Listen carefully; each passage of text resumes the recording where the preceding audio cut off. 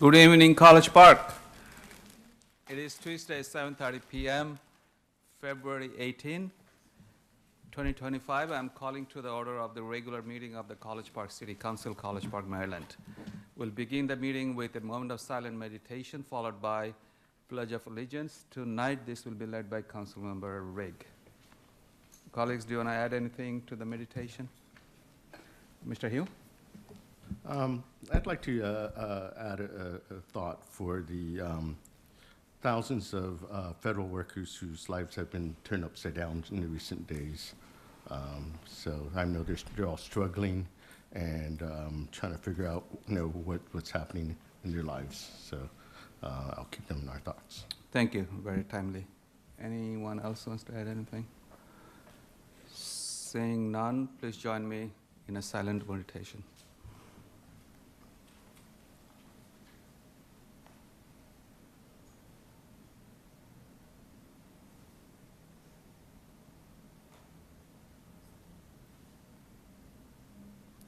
Councilor Rigg?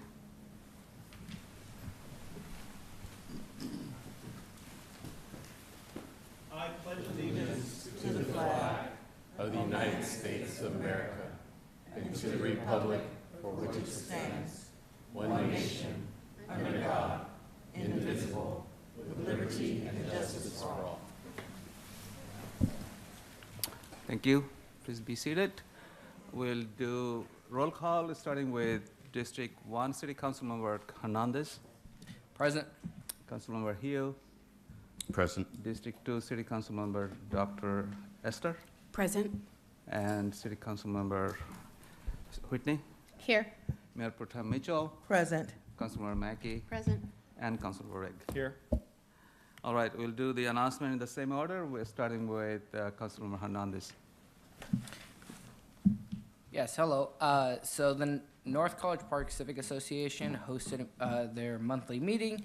They had a pretty great showing and are soliciting feedback from residents with regards to what they want to see in the city.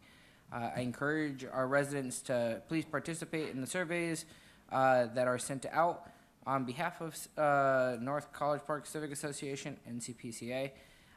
Additionally, I want to thank NCPCA for taking the lead on providing or building out a plaque for the North College Park Civic Association holiday tree. And I also want to thank the Scouts for their participation in helping out with clearing out the snow for the last snowstorm. Hopefully we don't get so much snow in the next week's snow. Hopefully not. Councilmember Hill. Thank you. And I'll pick up on that. Yes, I'm hoping that the storm will be more reasonable than what they've been projecting earlier. And please feel free to reach out to a neighbor who may be in need and help of shoveling out.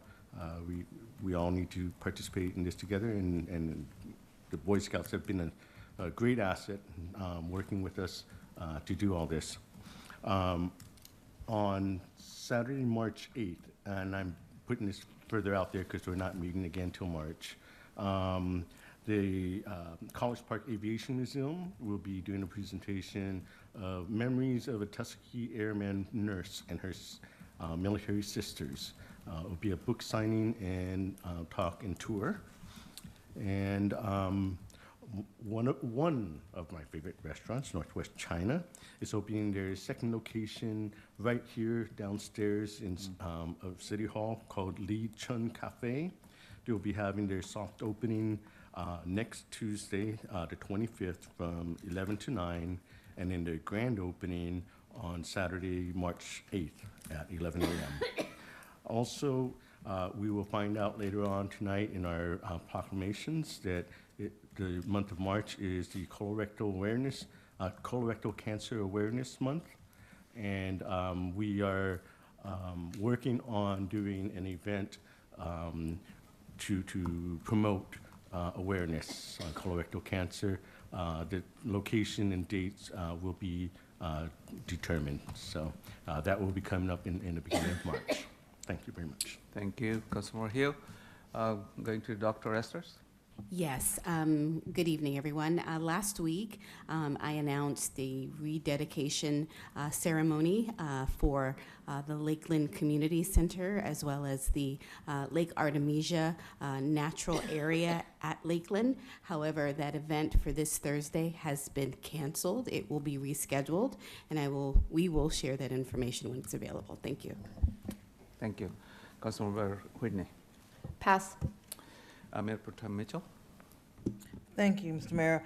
First, again, I want to thank all of the Neighbors Helping Neighbors volunteers for their support this past snow. It was truly appreciative by many of our seniors. And also, we have some special VIPs who came in at the last minute that I was able to call, who helped out with some of our seniors. So I want to say thank you so much from the bottom of my heart from your District 4 council members. Two, later on, there will be an acknowledgement of March. It's also Women's History Month. And thank you to Councilwoman Hugh about your information. But this year, we're going to have a Women's History Month celebration in the month of March, towards the end of the month. And more information will be coming. Last, I wanted to acknowledge that for any civic association in City of College Park, the county has a commission on common ownership communities. This entity provides resources for all homeowners of civic associations, from how to run a meeting, parliamentary procedures, how to establish a quorum. So their next meeting that they will be conducting virtually will be on Wednesday, February 26, 2025. Unfortunately, it's during the day at 3 o'clock, but I will share this flyer with the city clerk in order to have it publicized on the website. That's all I have, Mr. Mayor. Thank you. Thank you. Ms. Mackey. Yes, thank you. I just wanted to give a shout out to the Terps for doing so well in different sporting events, and just advise the community to keep an eye on the website, the University of Maryland website, to see when they're having different games, because there's basketball, there's lacrosse, and there's a lot going on, which causes a lot of traffic and congestion. So just be aware of that and check out the website for the different dates. Thank you. Thank you. Mr. Rigg. Thank you, Mayor Kabir. Just a couple of District 3 oriented notes. The first is the next Civic Association for the Calvert Hills Civic Association is on March 5th. So that is, I think, the same week as our next meeting, but I'm not losing track of our meeting schedule just a little bit. But regardless, that is a Wednesday night. That will be a fully remote Zoom-based meeting as per their current practice. The other thing that I'm tracking on, and I can't locate the details, so I'm going to turn to the city clerk or the city manager for some assistance here, is I believe there is a District 3 candidate forum that is scheduled on the 26th. Is that right, Ms. Allen? Do you have further details that you can provide? I don't have the details at this moment. They are working on that, and Okay. they're working with the city clerk's office. Thank you. So save the date for the but the date's going to be the 26th, we believe? Yes. All right, so save the date for February 26th for the candidates forum for the special election in District 3. And that's it. Thank you. Thank you. All right, let's go to our student liaison, starting with Ms. Ott. Hi, with midterms coming up and all of these events going on, I also want to remind students to look out for community wellness series that the UMD Counseling Center has, and I know the community of College Park has a lot of opportunities with that as well. And it's also never too late to get involved with University of Maryland student groups that help the community, like En Camino and Terp to Terp. Nice. And Ms. McDonald? Yeah, I also want to, thank everyone who has been involved with ensuring that after the snow day last week, we were able to go back to school with clear roads and everything was good and fine. That was perfect. We are in Black History Month, and again, want to say, we celebrate Black History Month, and we're happy to have the opportunity to do that. UMD has themed the month Black Legacy and Horizons, and they're having several events, one of which is this Thursday. It's titled Abolishing Racism, Creating a Future Without Race. It's a virtual event, and all members of our community and beyond are invited to attend the event. And also, on that note, I want to continue to encourage students to speak up and speak out and let their voices be heard. More recently, many student groups have reached out to the university to more so regulate employees who come to our job fairs, just to ensure that our job fair and our school is a safe place for all students, regardless of race, nationality, ethnicity, immigration status. And I commend the university for listening to the voices of the students on that. Thank you. Thank you for sharing. All right, let's go to our city manager's report. Mr. Young? Good evening, Mayor and Council, residents of College Park. Just one quick announcement. I'm pleased to announce the City of College Park has received the Government Finance Officers Association's Distinguished Budget Presentation Award again for its budget. The award represents a significant achievement by the city. It reflects the commitment of the governing body and staff to the highest principles of governmental budgeting. In order to receive the budget award, we had to satisfy nationally recognized guidelines for effective budget presentation. And these guidelines are designed to assess how well an entity's budget serves as a policy document, a financial plan, an operations guide, and a communications device. All of our Good. Thank you. Congratulations. Yeah, thank you to all of you that have participated in that process and all the residents who have participated in that process as well. We will get to do this again here in the next few weeks and start on the next year's budget. Thank you. And again, congratulations to you and our finance director, Mr. Fields, for doing a wonderful job, as you always do, taking care of residents' tax dollars. Any question for Mr. Young? Seeing none, let's do acknowledgement. We have one elected official, and he is Mr. Bob Catlin, former District 2 City Council member. Thank you, Mr. Catlin, for joining us. I do not see anyone online. All right, tonight we have two proclamations to make. The first one is about Women's History Month, and it reads as follows. Whereas throughout our country's history, extraordinary women have contributed to our society in countless ways, as today's women and girls reach for new heights, they stand on the shoulders of those who have come before and carry forward their legacy of proud achievement. And whereas for too long, women were formally excluded from full participation in our society and our democracy, because of the courage of so many bold women who transcended preconceived expectations and proved they were capable of doing all that a man can do or could do, and more. Advances were made, discoveries were revealed, barriers were broken, and progress triumphed.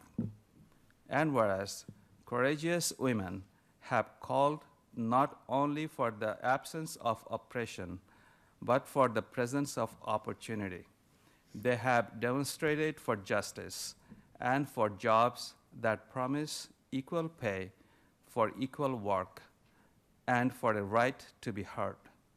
And whereas, whether serving in elected positions across America, leading groundbreaking civil rights movements, venturing into unknown frontiers, or programming revolutionary technologies, generations of women have stirred innovative ideas and opened new doors. And whereas, while we have made great progress toward achieving gender equality, work remains to be done. Women still earn, on average, less for every dollar made than their male counterparts. And whereas when women succeed, we all succeed. With that in mind, we must all work together to forge a equal society for all our daughters and granddaughters, one where a woman's potential is limited by the size of their imagination.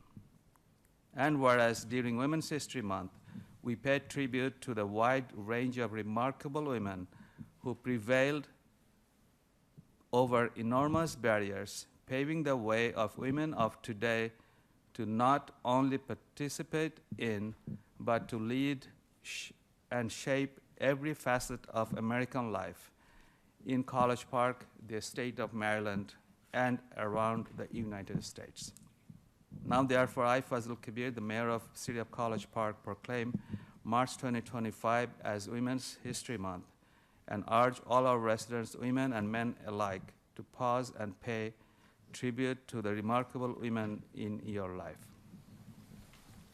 Proclaim this 18th day of February 2025, Fazil Kabir, Mayor, City of College Park. The second and the last proclamation I have is about Colorectal Cancer Awareness Month, and it reads as follows. Whereas colorectal cancer is the fourth most commonly diagnosed cancer in the U.S. and the second leading cause of cancer death, and whereas the American Cancer Society estimates that 152,810 people in the U.S. will be diagnosed with colorectal cancer in 2024, rather were diagnosed with in 2024, and 53,010 will die from the disease. And whereas colorectal cancer is one of the few cancers that can be prevented with timely screening, but 1 in 3 eligible Americans are not up to date on screening. And whereas colorectal cancer is estimated to be the #1 cause of cancer death for those aged 20 to 49 by 2030. And whereas Black Americans are 20% more likely to be diagnosed with colorectal cancer and about 40% more likely to die from the disease than other groups. And whereas colorectal cancer is expected to account for 11% of cancer deaths among Hispanic men and 9% of cancer deaths for Hispanic women. And whereas observing Colorectal Cancer Awareness Month during the month of March provides a special opportunity to increase awareness and offer education on the importance of early detection and screening of colorectal cancer. Now, therefore, be it proclaimed that the Mayor and Council of the City of College Park proclaim March as Colorectal Cancer Awareness Month and encourage residents to take charge of their colorectal health and start getting screened by age 45. Proclaimed this 18th day of February 2025, Fazil Kabir, Mayor, City of College Park, Maryland. At this point, I entertain a motion for amendment of the agenda. Any amendment? Is that Saying, Is- move the agenda as amended. Second. moved by Mayor Pro Tem Mitchell, second by Councilmember Hernandez? All in favor, say aye. Aye. Any opposed, any abstention? The agenda has been approved. At this point, I'd like to request anyone in the room or online, if you have anything to speak on the consent agenda or non-agenda items, you have 3 minutes to come over. Mr. Catlin, please come over. Thank you. Welcome. Please state your name for the record and if you're a resident of College Park. Yes, I'm Bob Catlin. I'm a longtime College Park resident, former council member, and co-president of our Civic Association. In some Civic Association news, a couple months ago, the board of directors of the Civic Association decided to reduce the number of monthly meetings that we were holding for the general neighborhood from 9 a year to 6 a year. So we no longer are going to have a monthly meeting in January, February, or June. So we'll still have 6 monthly meetings. We still have our newsletter, and we still have our board meetings every month. When I was here a couple months ago, I talked about some information about pedestrian deaths, and I said the next time I came would be homicides. Homicides have been interesting in College Park. I've been here 35 years. The number of homicides is just slightly below that. One thing of note is we really haven't had a homicide in College Park in the last 3 years. And that is the first time we went more than 1 year without a homicide. So that's kind of interesting. The most homicides we've ever had in a year was 2. But in all 3 instances, the homicides were related. Back in the early 90s, we had 2 murders at a used car lot in Berwyn. The police said that was a professional hit. Then in early 2000s, we had a double murder-suicide at Hollywood Elementary School. And then in 2006, we had murders that were a day apart. And the police said that was drug-related and that was a revenge murder. The second one was a revenge murder. So other than that, we've never had more than 1 homicide in a year. And like I said, we're talking now over 35 years. The number of city residents who have been murdered is also tiny. We've had 3 non-student residents murdered in those 35 years. And we've had 6 students murdered in those 35 years.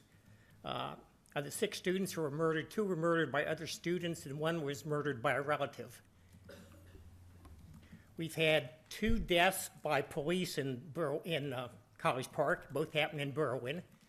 And that's sort of why I paid attention. Berwyn's had 7 murders and both killings by police of people. The only 2 in the city. One of the deaths by police was a suicide by police, a death.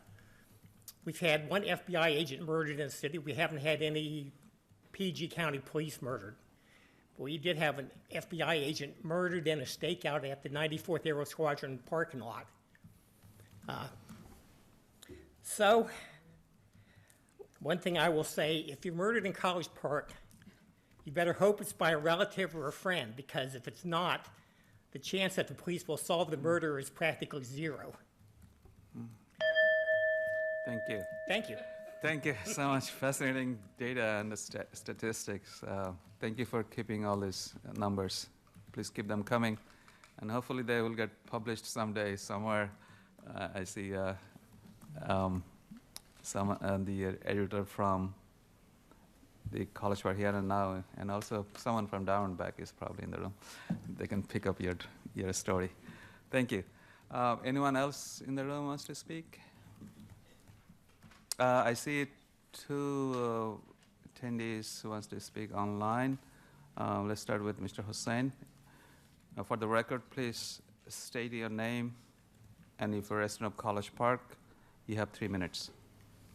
Hussain Wahid, and I have been providing input with respect to the Advanced Technology Centers, University of Maryland, College Park, and their impact on the specifications and standards that have been developed over decades and are used sporadically, but have provided transformative economic efficiency whenever they are used. And we have been attempting to utilize them uniformly in operations for dynamical systems, for carbon negative biofuels, and for continuous learning initiatives within communities, families, and for individuals. The survey that was conducted within the state agencies involved 20,000 operations, and we received confirmation that wherever the methodology and the algorithms developed were used, they perform very well. In fact, most of the work that was done utilizes it, but the acknowledgement of that methodology does not exist yet. And the HB bill for best practices and for innovation with respect to science and technology information was passed last year, but the governor's report was not developed, and the commission did not meet. So in place of that, we have continued with the initiative with distinguished professor from University of Maryland College Park and the #1 ranked Advanced Life Cycle Engineering Center in the country that is also at College Park. And we are pursuing this option to utilize the methodology as soon as possible. So the head of Government Operations and Health Committee, General Assembly Chair recommended that I contact another researcher at University of Maryland, which I did, Dr. Cynthia Bauer, and she recommended the best possible outcome would be to get in touch with organizations or government agencies that directly you can utilize this methodology or utilize it. So I had a chance to speak to the Director of Public Services, Mr. Jatinder Kokar, we went into quite a bit of details, and he was interested in understanding it much better and studying it. So the request now is, since we have all the data over several thousand applications for different industries, and also within the agency for 20,000 inspections that were done last year, the methodology and the algorithms, adaptive algorithms, are ready for another test perhaps, but it has to be very rapid. And I'm seeking the okay to send this information through the Director of Public Services to the Chair of Health and Government Operations Committee to start the process of the pilot. Mr. Hussain, that's all we have. Thank you. Thank you for coming and speaking. Next we have Mr. Auran Sharif. Please state your name and if you're a resident of College Park, and proceed with your testimony. Yeah, thank you, Dr. Kabir. My name's Oren Sharif. I'm a College Park resident. I went to Maryland back in 2014 and studied engineering. And we sent you an email earlier about the affordable housing. I wanted to propose an idea. I work with a very large company called Boxable. They build really innovative type housing. We wanted to see if we could present that to the city and help, address the workforce housing, affordable housing type, issue that's happening. And if you guys have ever heard of Boxable, a very famous entrepreneur named Elon Musk sold all of his properties and mansions, and he lives in one in front of Tesla. So it's pretty big deal that this guy lives in one of these homes. And the homes are about $50,000. It's to have your own one-bedroom house, and they come on a trailer. They unfold. I don't know if they're ADU or some other type of designation. We'd like to work with your city department and see if we can make something happen. And basically, we can build a home in less than an hour and address the affordable housing and bring people homes to live in for less than $50,000. So I've already done this in different cities, and just wanted to propose this idea to the council and see if anybody would be interested in maybe taking a look at this, and we can look at some lots to see if we could build some stuff. So that's about it. Thank you. Thank you. Thank you so much for your interest. Yeah, we do have recently formed a affordable housing task force, and our staff from planning department, Ms. Bader, she has expressed interest in working with you and with the task group, and they might be interested. So thank you for taking the time to come to College Park and speaking about it. You'll be in touch. Thank you. All right. Anybody else wants to speak? I do not see in the room. Let's move to approve the consent agenda. We only have 2 consent agenda. Let me read them out first, then I'll entertain a motion. The first one is 25G23, which is about the approval to submit the terms and conditions form to participate in the Empower Maryland rebate program in partnership with PEPCO for the dual field renovation project. And second and last one is 25G27, which is about the approval of a property use agreement, PUA, for a new Class B beer and wine alcoholic beverage license for the use of Shake Shack Maryland LLC, TA Shake Shack, 4394 Knox Road, College Park, Maryland, 20740. I move to adopt the consent agenda. Second. Moved by Councilor Hernandez and seconded by Ms. Mackey. Probably, she's the one, or maybe Dr. Esther's. My apologies. All in favor, say aye. Aye. Any opposed, any abstention? The consent agenda has been approved. Mr. Mayor? Yes, please. Sir, our student liaison has raised her hand. Oh, sorry, I didn't see that. Ms. Art. On the agenda for today, it says that someone will come and answer questions for Shake Shack. Is that still the case? It's on consent. This is on consent agenda, so unless we move They it to... said they've been invited to attend. Yeah, we normally invite anyone related to the agenda item in case there is any question from the council. But it's on consent is when it's already been approved, so there's no need for that. Thank you. If you have any question, please do send to staff. They will be putting that in touch with you. All right, thank you. Now we go to presentation. We have two presentations, and thank you, Mr. Halpern and your team, and team from the SHA and DOT for patiently waiting. And this is about the proposed pedestrian crossing at the Greenbelt Road and Rhode Island Avenue. Welcome. The floor is yours, Mr. Halpern. Mr. Mayor, members of the council, have the SHA design team here to present the If you could please come to the microphone. pedestrian A little closer. improvements at Rhode Island Avenue at Greenbelt Road. Mas will be providing the presentation. Yeah, if you could please introduce yourself, that would be appreciated. Thank you for coming and joining our Mr. meeting. Mayor, could you hold, please? We can't hear, and I don't think the residents in the viewing audience can hear either, because the mic is not loud enough. If you could please come close to the mic, that'd probably help. Thank you. Can you hear me? Is this good? It's better, yeah. Okay. Hi, my name is Mas Fakui, SHA project manager for the Maryland 430 Greenbelt Road at Rhode Island Avenue rectangular rapid flashing beacon RFB design project. To give you a little bit of background, the project location is at Maryland 430 Greenbelt Road at Rhode Island Avenue. This is an intersection that's to the west and south of Maryland 193 and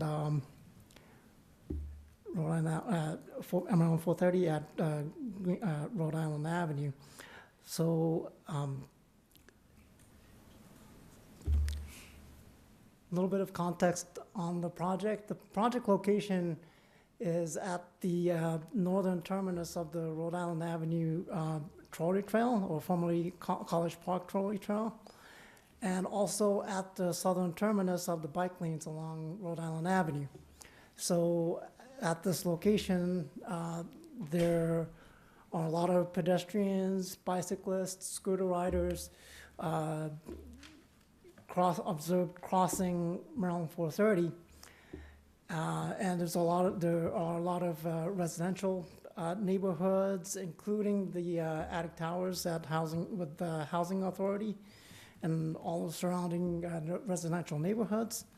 There's also access to parks, various parks around the neighborhood, as well as to various businesses along US 1, Maryland 193, and also access to local schools and University of Maryland. So there's a lot of people that travel along the corridor, including people that are traveling for pleasure as well as traveling for commuting.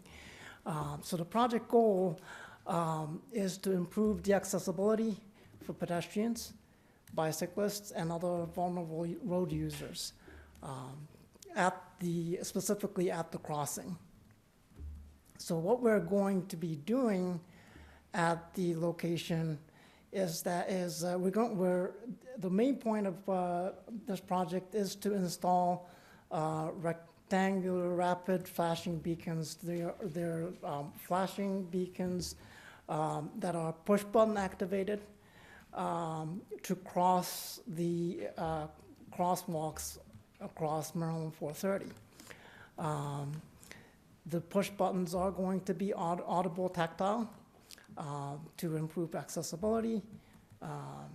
And we're also going to be reconstructing all of the ramps and pedestrian amenities around the intersection, all four corners. And specifically on the southwest corner, we're going to be bumping out the curb to shorten the crosswalk at the west leg crossing.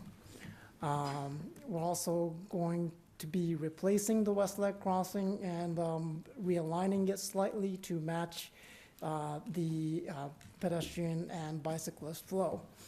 And one other interesting feature of this project is that all of the equipment is going to be solar powered. We're not going to be drawing any power from utilities. So it's going to be fully self-contained at the intersection. So here's what it's going to look like for the westbound approach. As you can see, you'll have two signs on both sides and flashing beacons below the warning signs. We're going to be refreshing the signs also as we're installing the push buttons and the beacons. So this is going to be the view eastbound.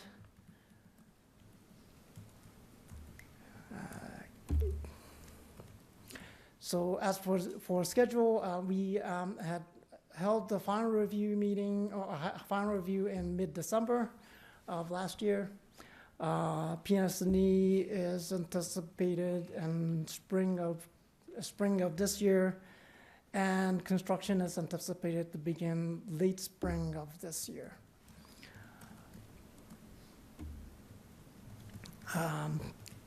So project context, that's me, Mas Fukui. I am out of the Hanover office at the SHA.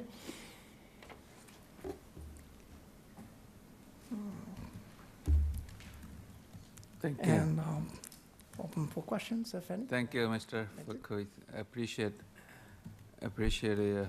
your work, and our residents in the city and our council members have been advocating for this for a long time. Thank you for listening to them. I'm going to give chance to Dr. Esters first, because this project is in District 2, and she has been a leading voice for this project for a long time. Thank you, Mayor Kabir, and thank you so much for the presentation.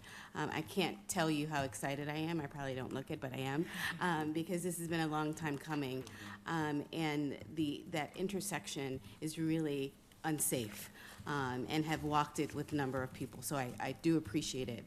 One of the questions that I do have is about if you can provide more information about the movement of the median, because there are people who are used to that median and who appreciate the pedestrian refuge that currently exists. So can you talk about how that's going to change and how that's going to make the area safer, and what we'll have to do as far as changing the way in which we navigate that? Or can you tell us if there's a way of maintaining that pedestrian refuge? Yeah, so I am aware that there's a lot of concern about that, especially about that west leg crossing and pulling back the median nose and removing the refuge on the west leg. The reason we decided to do that was because the median itself is very narrow. It's only about, give or take, 6 feet long, 6 feet wide. And so one of the things that we considered was we can't really fit a sign, our standard warning sign, within that median because it's too narrow. It's going to encroach into the travel lane if we install a standard sign there. So that was one of the reasons, and also because the existing median refuge actually does not meet ADA standards now. I believe it is because it is too narrow. So our decision was to, rather than to keep that median refuge that is not ADA compliant, is to remove it and to encourage people to cross fully rather than to wait in an inadequate space. Thank you. Thank you. Yeah, thank you. To that note, we also received a comment from a resident, Brendan Ray, via online, and he also made the same comment, not to remove the refuse in the middle of the crosswalk, but I think he explained it is not ADA compliant. Thank you. I have a couple of, and my apologies that I missed it. Mr. Hernandez, is it? Or Ms. Actually, I'm gonna defer to Councilmember Whitney, Councilmember because it's still her Whitney, district too. Right. Please go ahead. Thank you. Rather than removing the median there entirely, is there a possibility of making it wide enough that it could be ADA compliant? I mean, I understand your point, but part of it seems like, oh, it's not wide enough to be safe, so let's get rid of safety for everybody. You know, it's kind of how it seems to me, but might that be possible? That,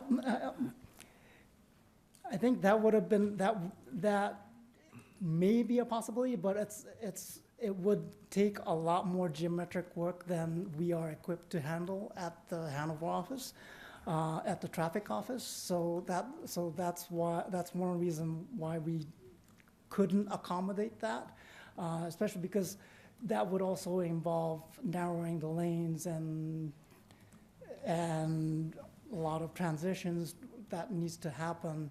So for us, that would be above and beyond what we would be able to handle normally. So that's one reason why we couldn't accommodate that. Thank you. When you say a lot of geometric work, is there any constraint on the space in that place? Yes, that's mainly the issue, is that we do have a lot of constraints in terms of the space that we have. You have. Okay. Thank you. All right, Mr. Whitney, Ms. Whitney, are you done? I don't necessarily want to delay this project. As we've said, Councilmember Esters especially has been pushing for this for a very long time. At the same time, I would like to ensure that when it is done, that everybody's satisfied with it and feels safer. Were there outside experts who could be brought in to support your office? Because I hear you about narrowing lanes, but narrowing lanes is also something that tends to slow down traffic and make people safer. So any thoughts on that? All right, we have more experts from SH. Thank you. Thank you for coming. Thank you. My name is Eric Florence. I'm the Deputy District Engineer for District 3 under Derek Gunn. So we could look at possibly your suggestion of widening the median. The challenges would be there is a very tight area. And so widening, we would define it would be like 10 feet, make it 10 feet or 10 feet wide. That affects the travel lanes, which in that area, reducing the lane width would actually be a good thing because it would be a form of traffic calming. But again, that's the constraint we have. We can certainly look at it. My office, the District 3 office in Greenbelt, we're a little bit more equipped to handle geometric improvements. And we can look at it and get back to you and see if that's something that's feasible. The other concern was the width of the sign, being able to fit the sign. And so if the sign encroaches into the lane widths, then we're talking about impeding traffic vision, sight distance. We'd rather not do that. Thank you. Looks like you're probably looking into it. We can look at it for sure, definitely. Thank you. That's very encouraging. Thank you so much. You're welcome. Dr. Esters? I would just like to ask, looking into it, how long will it take to look into it and to follow up with us?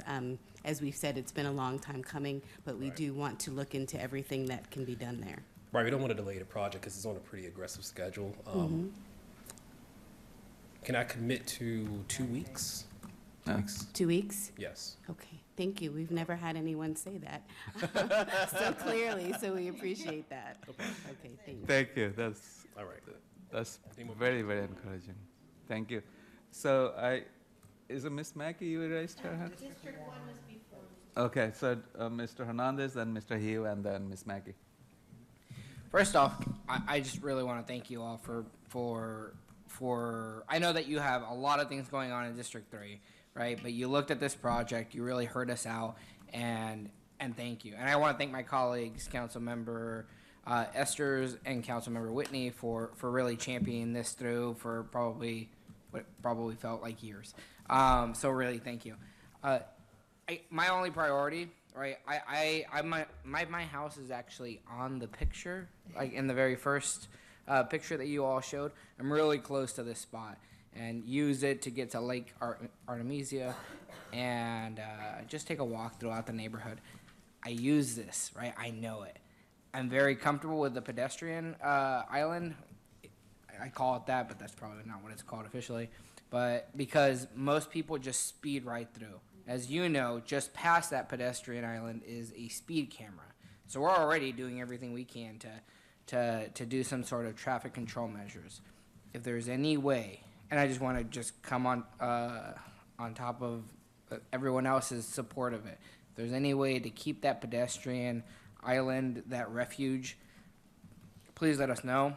We'll look into our own resources if we need to help, right? I'm sure that we would have the support here from our walkability goals, but honestly, from our perspective, we want to be able to be helpful. We know you're working hard to try to get this done for us.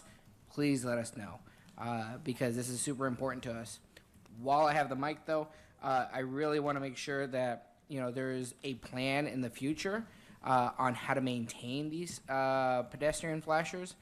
In District, maybe 1, 2, right there on Cherokee, there's a pedestrian crossing flashers that continue to go off and have been continuing to go off for the past 2 to 3 months, mostly because they're low on battery, right? Or they have some sort of maintenance issue that hasn't yet been addressed.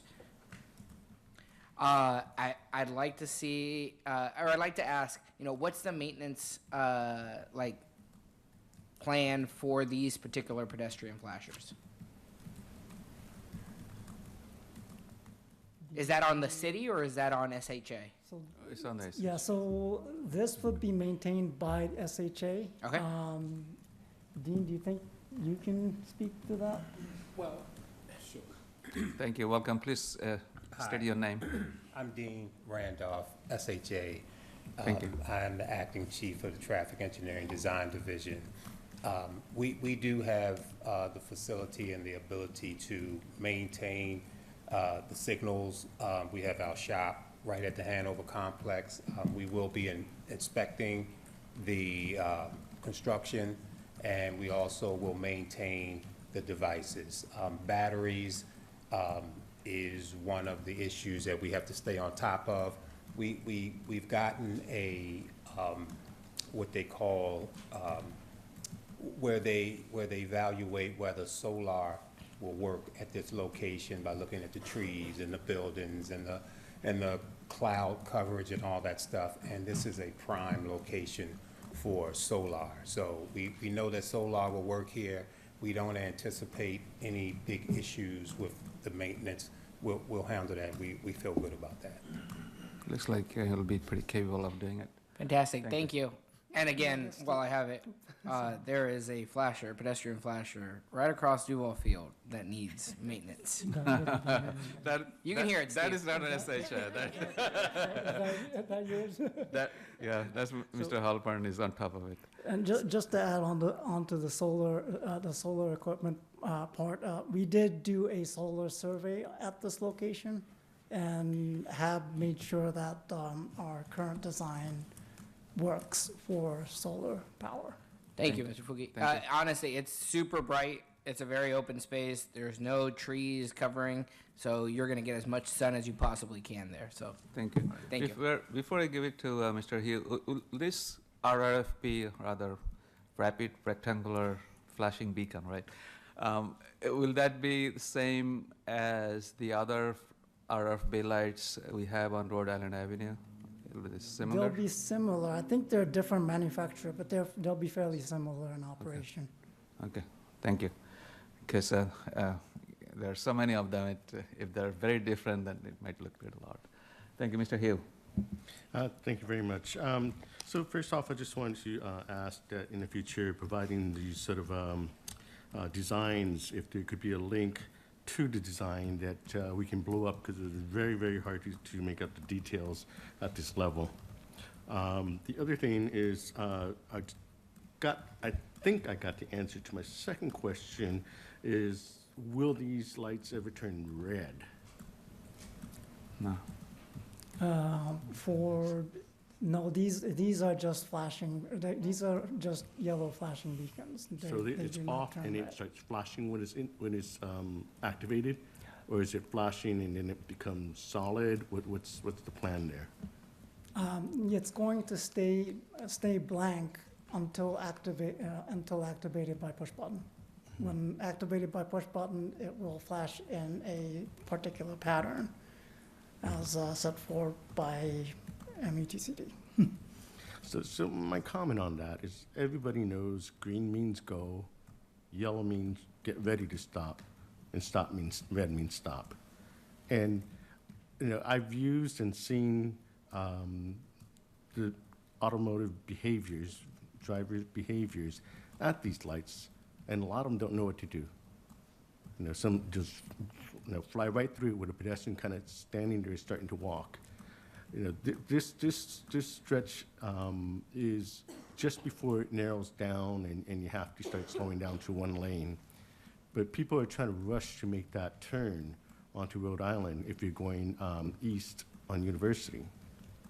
And they'll cut the turn as well. And where the sidewalk is, if you don't have a place to stop safely, you find yourself in a hairy situation because this car is going to make a left turn, which you expect to drive up and stop there. It's just going to try to fly and make it through there. So you don't know that they're going to stop, and you don't know which lane is going to be doing what. So it's very cumbersome there, and it's much safer to be able to stop if you have to. Predicting, not trying to predict traffic, even with a yellow beacon light.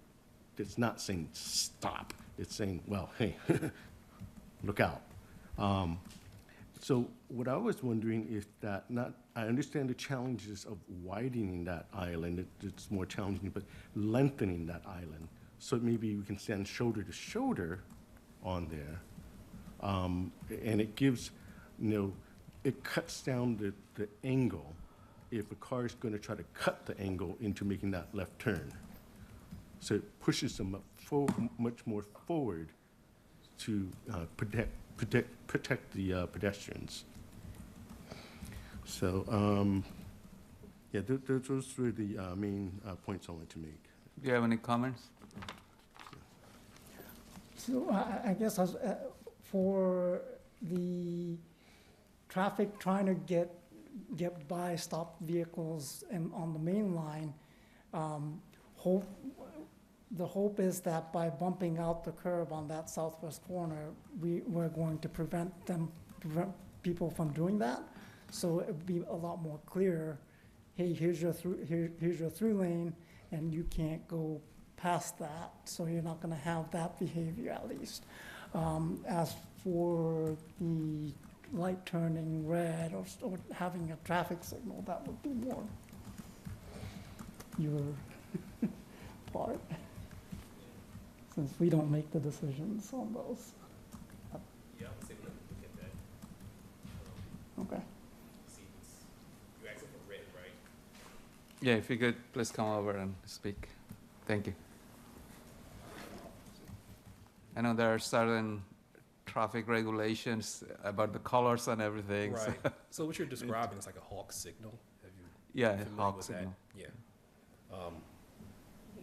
So that On the that's- campus drive and so on. Again, I don't know if that's something that we can quickly evaluate. You don't want to delay this project. Again, I can go back and see if a hawk signal was something that we looked at initially and decided to go with the RFFB. I do know that the RFFBs are pretty successful. Most people, from what we get feedback from, are able to recognize what the flashing yellow mean. I think it's a flashing yellow, flashing amber color, right? And they adhere to someone in the crosswalk. But again, we can look at the hawk Thank you. signal to see. Maybe we can give you under 2 weeks. Second. I'll move as fast as I can. Hopefully, we already looked at it. And Thank you. I'm just there's kidding. some type of reason why we decided to go to RFB instead. Thank you. Yeah, we do have a hawk signal on Campus Drive. So maybe this is not the first place in College Park having it. Thank you, Mr. Hill, for bringing this up. All right, Ms. Mackey. Yes, thank you. Forgive me if I missed this, but is it going to be a raised crosswalk, or is it going to be flat? No, it's going to be a flat, standard crosswalk. Okay. And what kind of warnings will people have to know that there's a crosswalk coming up? Like, will there be a speed bump there, or signs? What will be there telling people that to, because people drive really fast on that road, and we have one at Metzerat Road, and I sometimes cringe because I see people standing there getting ready to walk out, and people are going right through with the flashing lights. So I feel like there needs to be some kind of precursor to the actual crosswalk so that people know you've got to slow down when you see those yellow lights. Is there going to be a sign or I don't know, some kind of device that slows people down there? So we will be refreshing the signs that are there for the crossing. We haven't looked at doing advanced signing specifically for this project. We can take a look into that, see if it'll fit within the project limits. We can take a look into that. Okay, and my second thing is, Attic Towers has a lot of elderly people and disabled people who take a little bit longer, so will there be ample time with the flash for people that are disabled and maybe using a walker or wheelchair?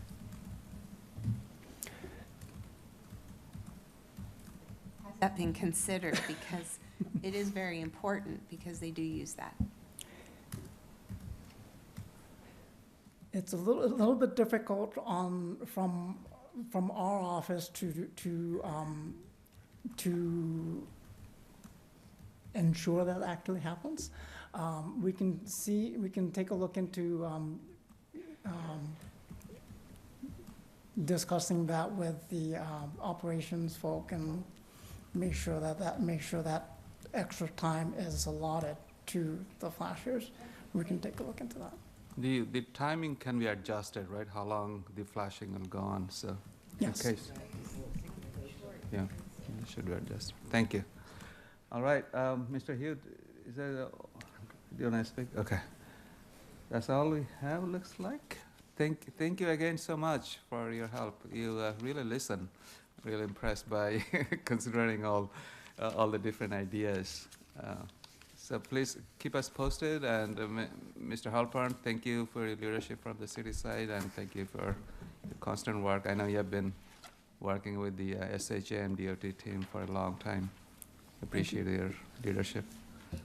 Thank you. All right, now we go to the second and the last presentation, which is about creating a vacant property registry, and this will be taken by Director of Planning, Ms. Bader. And she will be joined by Bob Catlin, who is the chair of the Vacant and Blighted Property Tax Committee, and Darren Sharp, which is the vice chair of VBPTC. Thank you for your work and leadership. Ms. Bader, the floor is yours. Thank you. Thank you, Mayor and City Council. On March 5th, 2024, the Mayor and Council adopted a resolution to establish a Vacant and Blighted Property Tax Committee. And their charge was to make a recommendation to the Mayor and Council on vacant and blighted property tax proposal. The committee presented their findings at the September 10th City Council meeting. The City Council at this meeting subsequently added a Phase 2 charge for the committee to investigate the feasibility of creating a vacant and property registry. The chair and vice chair, Bob Catlin and Darren Sharp, will present the committee's findings. Thank you. Mr. Catlin, I think you'll go first. Please go ahead. Yes, thank you. Maybe turn on the mic. Is it done? Oh, the light probably doesn't work. Oh, here you go. Is that it? Yeah. Yes. Thank you. Yes, good evening. Last time I was here, I had a lot of questions to ask. I know the recommendations we put forward are just a couple of pages. There may be a few issues we haven't addressed, but I think if we went ahead and had questions, and Darren and I could probably answer them. Sure. Mr. Dryden, do you want to add anything before? Well, yes, the initiative was to take a look at what's going on, as far as whether or not there should be some level of enforcement for vacant and blighted property in the city of College Park. And obviously that's taken up to enhance the, the quality of the neighborhood overall. Absolutely. Thank you. I see a couple of hands. I forgot whose hand was first. Dr. Estes, please go ahead, and then Ms. Whitney. That's okay? Thank you, Mr. Mayor. I have two questions. Well, first, let me say thank you for your work. Appreciate it. In looking here, under exceptions shall be made when, there are a number of bulleted items. One includes parcel is in active development, redevelopment, as shown by active building permits in process, detailed site plan, or other official filings. So does that include those who are actually seeking permits? Yes. Okay. We look to, to try to get a compass on all of the potential situations that may occur within the course of home ownership or property ownership that, would reasonably provide for a reason for, an exemption of the vacant and blighted program. Thank you. My other question has to do with renewal, and it's the registration for each vacant building shall be valid for 1 year from the date of registration. I won't read the whole thing. But I wanted to know, will there be a restriction on how many times someone can register their property as vacant? Because given the amount of money this costs, for some, it could just be the price of doing business, that they don't want to do anything with their property for whatever reason, and they are willing to pay this amount of money over years until they can't. So I wonder if there can be some level of restriction. Is it, up to 3 years that we would allow it? It's up to 5 years, so that there is some level of sending the message that what we want to actually happen is that the house is not vacant, is that there is something that's being done so that the house is no longer blighted. So just wanted to ask that question.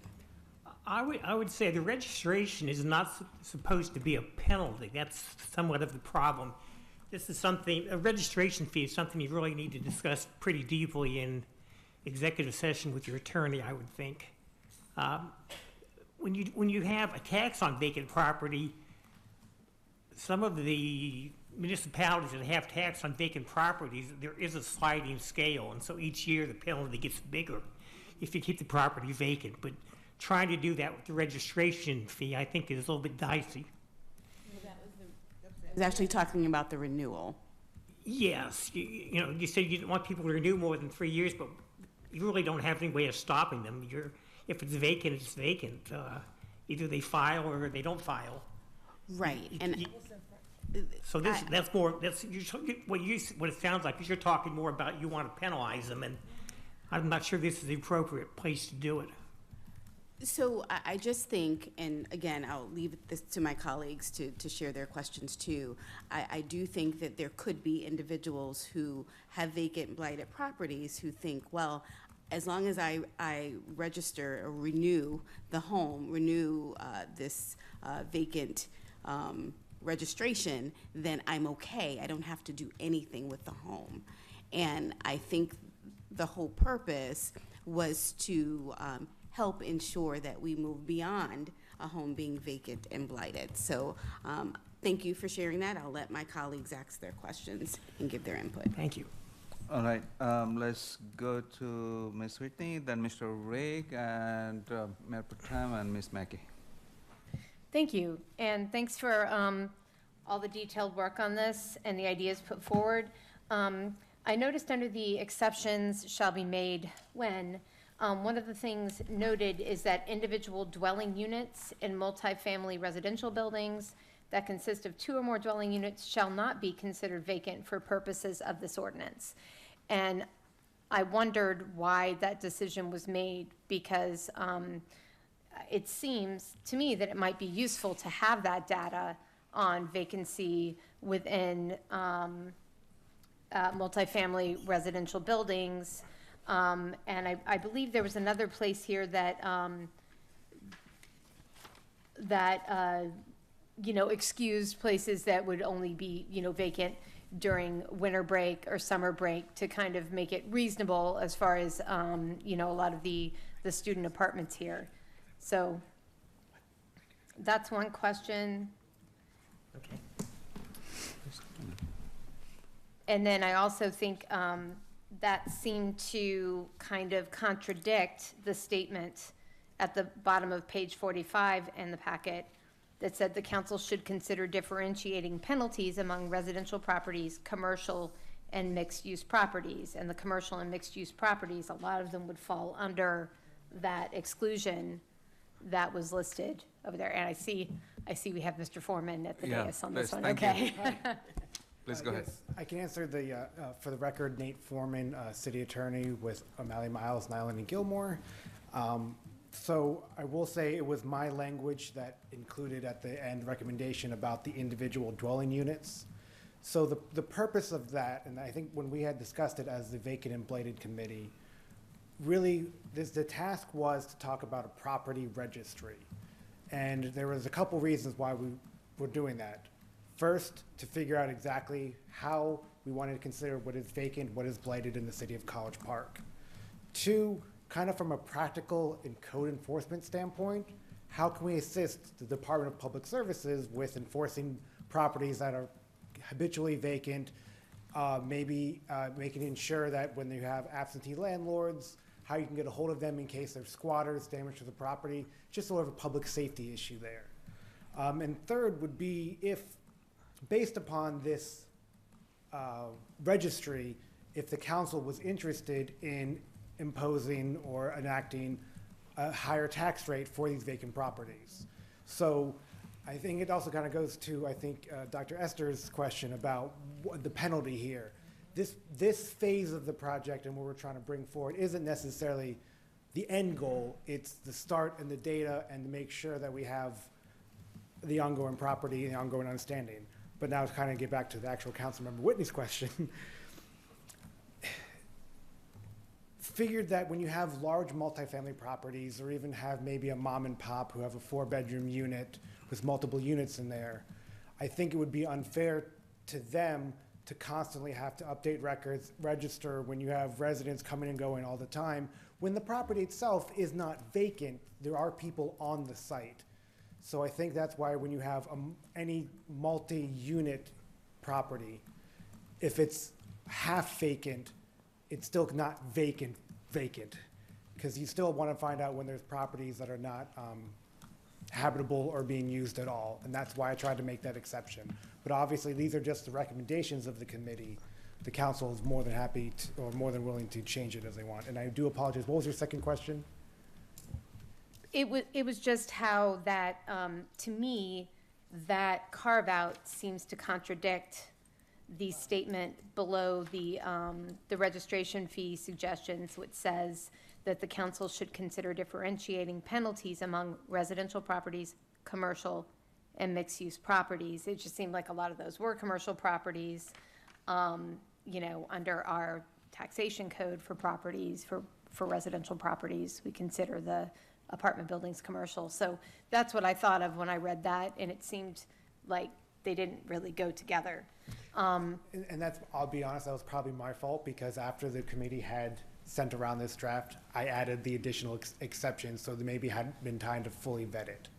Okay, the last thing I'll say about this one, and then I have one other quick comment, I'll try to be very fast, is that, I mean, part of the reason, it wasn't just the very clear problems with public safety and, you know, eyesores and things like that. You know, we're also talking about affordable housing, and if you have, say, if we get to a point where we have buildings, multifamily dwellings, you know, these new buildings up and down Route 1, and maybe, you know, this is just a hypothetical, but, you know, rents get high enough that half that building is vacant, but they're sitting on it because they can, and they're not lowering rents because they can. That would not be in the interest of the goals that I believe this council has set in many ways. So that's why I think it might still be a powerful tool to have that information. Perhaps there's a way that it could be crafted that it wouldn't be so cumbersome.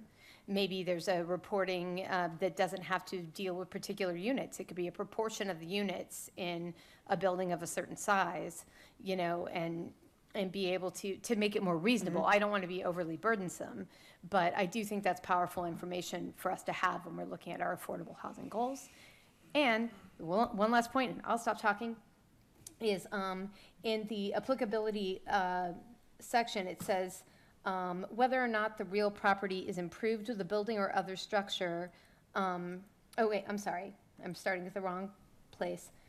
Unless an exception applies, a lot or parcel of real property or a combination of lots or parcels that together form a single piece of property that has not been used or legally occupied for more than 90 days is considered vacant. I skipped some language there, but the used or language kind of bugs me, because I feel like a place that, I'm thinking about a particular vacant lot in Lakeland that used to have a home on it that was destroyed in a storm.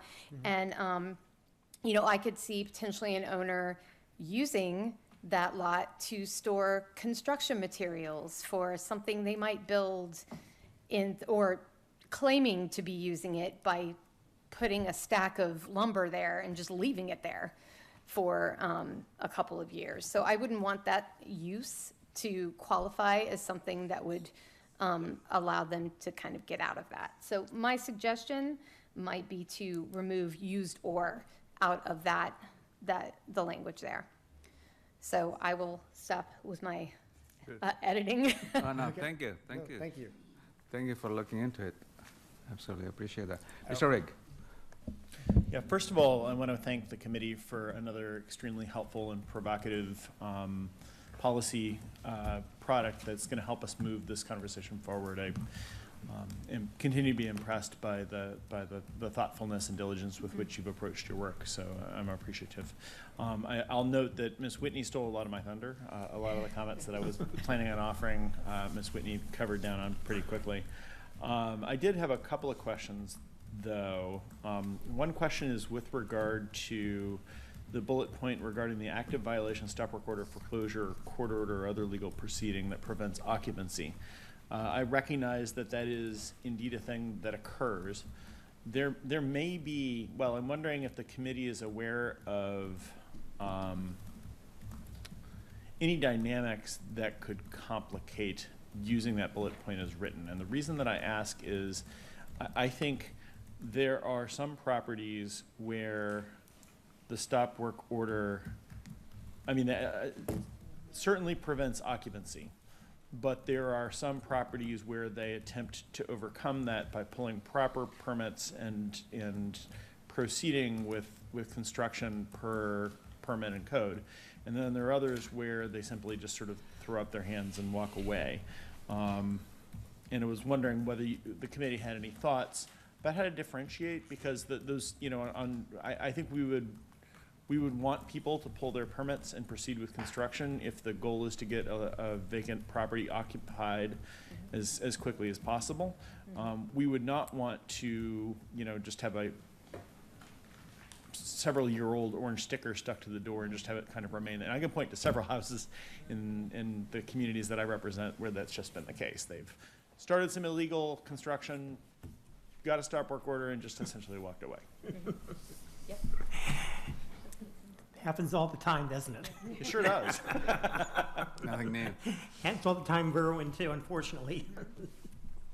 So I don't know whether you all did you all think about, or is there a way to differentiate between those two? So I guess my point is, I wouldn't want simply the presence of and it might be that the word active is doing a lot of work there, but the presence of a violation, stop work order, foreclosure, court order, sort of rendering something, I suppose it would, well, it would be an exception, but I would only want it to be a limited exception, I guess is what I'm saying. I don't know if you all have any thoughts about that, or perhaps Mr. Foreman has any thoughts. Perhaps we could put a time limitation on it. Yeah, and I think that's reasonable. I don't know whether the type of action, whether the length of time would differentiate with the type of action. So I would guess that a foreclosure would take a lot longer to clear than, say, a stop work order would. So I don't want you guys going down a deep dark rabbit hole there, but my sense is I do see a lot of that in these communities, and I want to make sure that that's not used as sort of a perpetual excuse to not put a property to community use. Well, when you get a building permit, I think, you have to start construction within 6 months, like 180 days, I believe. But I'm not certain how much the county monitors that. If you begin work and then move so slowly, I'm not certain how that affects your building permit. But you only have 6 months to be in construction once you get the permit. Yeah. And that was, as I said, Ms. Whitney covered a lot of the other things that I would have otherwise said. So appreciate, again, your help. I think this is moving in a really productive direction. I especially appreciated the discussion about the application fee, the application non-compliance fine, and a future state in which we could consider a taxation or fine regime that would encourage putting these properties to productive use. Because this is, as you pointed out, as Mr. Foreman pointed out, not the end of the story. This is the first step. This is the point of this is understanding what it is that the scope of the problem. And after we have our collective brains wrapped around it, we can talk about what additional policy steps may be taken. Thank you. Thank you. Thank you. Ms. Mitchell? Thank you, Mr. Mayor. And again, thank you for a very thorough report. For the committee and two co-chairs, I appreciate you coming tonight. And I know, Mr. Foreman, you have an excellent content expert that's going to help you out legally with the jargon. And so Ms. Whitney brought up, again, some very good points, as well as Mr. Rigg and Dr. Esters. I want to go back to, under the requirements on page 44, the term agent. I have a little bit of a grappling with that. The person that is the agent is the person that's going to be representing the owner of the building, correct? Yes. Are we requiring that agent to be a person that resides close to the proximity of the facility? Because the owner and the agent both can be out of town. The consideration was that if the owner is out of town, they would have an agent that would be in town. So, so for me, I would feel comfortable having, Local agent? yes, because we have problems a lot with the properties that we have in our own district. The owner is overseas and the agent is overseas. So if an emergency happens, there's no one, neither party can help. So that would be, I appreciate that. Going back, I also concur with Dr. Esters in regards to the infraction structure. We want to ensure that these properties, we have a proper inventory, but also after a while, after year 2, I don't know, that there is an infraction on non-use of the property. And if I'm wrong, please tell me. I'm not a content expert. I've been reading more of DC's rules and regulations about vacant property, and they're very extensive and very arduous in how they do their process. So I'm just concerned about the inventory staying out there and they're non-conforming because they'd rather do that than come in conformance, if that makes sense. So is there any kind of penalty phase that we could use, or what? Well, again, the second phase would be to have a tax on the property if it's vacant. And that's how I looked at it. Registration was the first phase. Registration, you figure out what's vacant, you figure out what the exception should be, you find out, you don't want to tax people until you get it, the details right. And I think the place you get the details right is in the registration. Thank you. Okay, and I appreciate that, and I see you have the table here with the different jurisdictions about registration. Are you recommending to us for consideration to think about, to ponder one or two of them? Well, again, I think registration, whether it's a registration fee or whether it works as a penalty, is just something you need to discuss with the city attorney about what's an appropriate fee maybe and what he thinks might be justifiable. Since it's more of a, I think it's more of a legal matter, so I'm hesitant to recommend something. We did say we recommended a nominal fee initially. But again, these other entities here, these small towns, I don't think that anybody has ever challenged their fee in court. And in College Park, things get challenged in court a lot. Oh, well, yes, we are College Parks, and we're used to that. But And thank you, Mayor. think out the box. Because we have a very capable attorney, so they can fight very well. If I can just. Please go ahead, answer Mr. that, Farmer. Question, Mayor Pro Tem, and thank you everyone again for the great discussion we've had so far. My recollection is one of the reasons we included this table is the committee could not come to an understanding as to exactly how we wanted to approach this.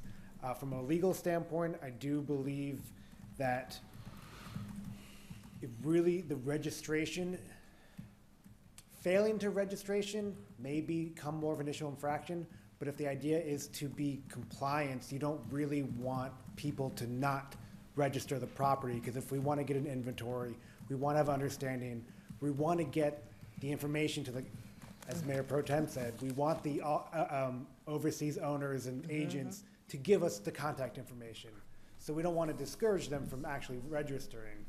Now, if there is a tax imposed, maybe there is an issue with them wanting to register, but I think getting them to at least get the information going up front is kind of what we were going for. And I think that's also why we just would look more for guidance as to how this body would like to approach any sort of registration fee. And obviously, if there is a decision made, Ms. Anderson and myself can look at it in more greater detail as to what the actual authority would be. Okay.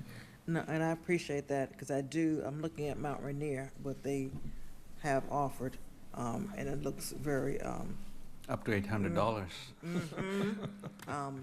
But it does seem like it's breaking out. Single Depending family, on- mixed use, yeah. yes. But thank you, Mr. Mayor, I appreciate that. I want to take more time. I defer Thank my you. comments. Mr. Rigg, I'll come back to you. How about that? Is it very much related to this? It's related to the question. Please go ahead. If it is that clear. Go, please. Please go ahead. I guess, thank you for putting a fine point on the information that you would seek tonight. And for my, in my opinion, I believe the registration fee should be low. It should cover the cost of administration only, and little more than that, because I think you're right. We do want to create an environment where people don't find the presence of the fee to be too much of an inhibition from registering. I do think the non-registration penalty needs to be meaningful. I'm open to a range of options there, but I think $200, and I'm also open to the idea of a differentiation between commercial properties and residential properties. I would urge a little bit of a lower fee with residential properties potentially, but our commercial tenants are very sophisticated, and they certainly should be able to do this, and I think the impact may be larger. So anyway, those are just some preliminary thoughts, but I'm curious to hear my colleagues. Sure. Thank you. Is that also related to this? Yeah, same building. Please go ahead. Yeah, my question would be if we could get an idea of what we think the administration of this program might cost, because I'm in complete agreement with what my colleague has stated and what's been suggested, that you don't want it to be a disincentive to register, but that you do want the non-registration penalty to be healthy. So if maybe we could get an idea from city staff of what the actual cost would be to run this program, then maybe we could base our decision on that. Yeah, we could do a fee study, which is what we typically do for all of our programs, and look at the admin fee. We typically don't charge beyond what it cost us. Typically, the courts have not looked on that favorably when we have imposed a fee that is higher than us just administering the program itself. One thing I also wanted to mention to you all on the penalty phase, as you see the dollar amounts here, $1,000 a max. As you all recall, we have HB 1506 and SB 820 that are running now, which we are all supporting to have the penalties go from $1,000 to $5,000. So I think that'd be a little bit more of a disincentive to continue that behavior. Thank you. And the study, that study of staff does, that includes the staff time as well, when you review the fee structures? Yes, it looks at staff time, attorney time, any kind of inspection that we have to perform related to it, depending upon what we adopt. That makes sense. Thank you. All right, now we go back to the queue. Ms. Mackey, sorry, thank you for patiently waiting. That's fine. I was very, I agree with what my colleagues have all shared, and I think that this is, you have done a wonderful job of bringing this and refining it. For me, it was very personal because I lived this. The house next door to my mother, there was, the person was deceased, squatters came in, and it was years about getting it. It was very blighted property, so it wasn't a vacant property, but I see that it's in that it wasn't occupied properly. So I really do appreciate everything that you said. What are the considerations for like a death in the family? Like, there are people that have legitimate death in the family, and they're working things out. What have you done? What are your recommendations on that? And I could have missed it because I've been known to miss things. And then there's other people that have major health crises in their lives, and how would you address those? Because those would be vacant properties. So, and if you already addressed that and I missed it, please tell me. Ms. Mackey, is your question related to registration or the fines or fees? It's more like the exemptions made. Yeah, and then I have one more question, but if you can't answer this right now and you need time to think about it, that's fine. I just wanted to bring it to your attention. Yes, Ms. Mackey, it falls into the exception realm. Okay. Yes. So it'll be an exception. It's a legal proceeding. Okay, so that's how you would. So it's the last bullet point there. Okay, I wasn't sure. That's why I wanted to bring that up. And my final thing is, do you have a plan and like an idea of how you're going to get people to report their property? Because one of the big problems we have in the city is like people that don't report their rental properties. So I just want to make sure that there's a plan in place to get people to report registering and going.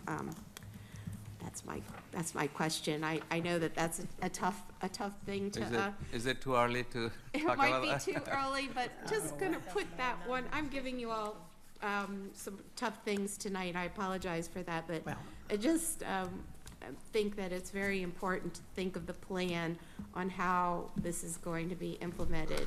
It's because it's a wonderful idea and a wonderful program, but if it can't be implemented. Ms. Bader, do you want to add in? Thank you.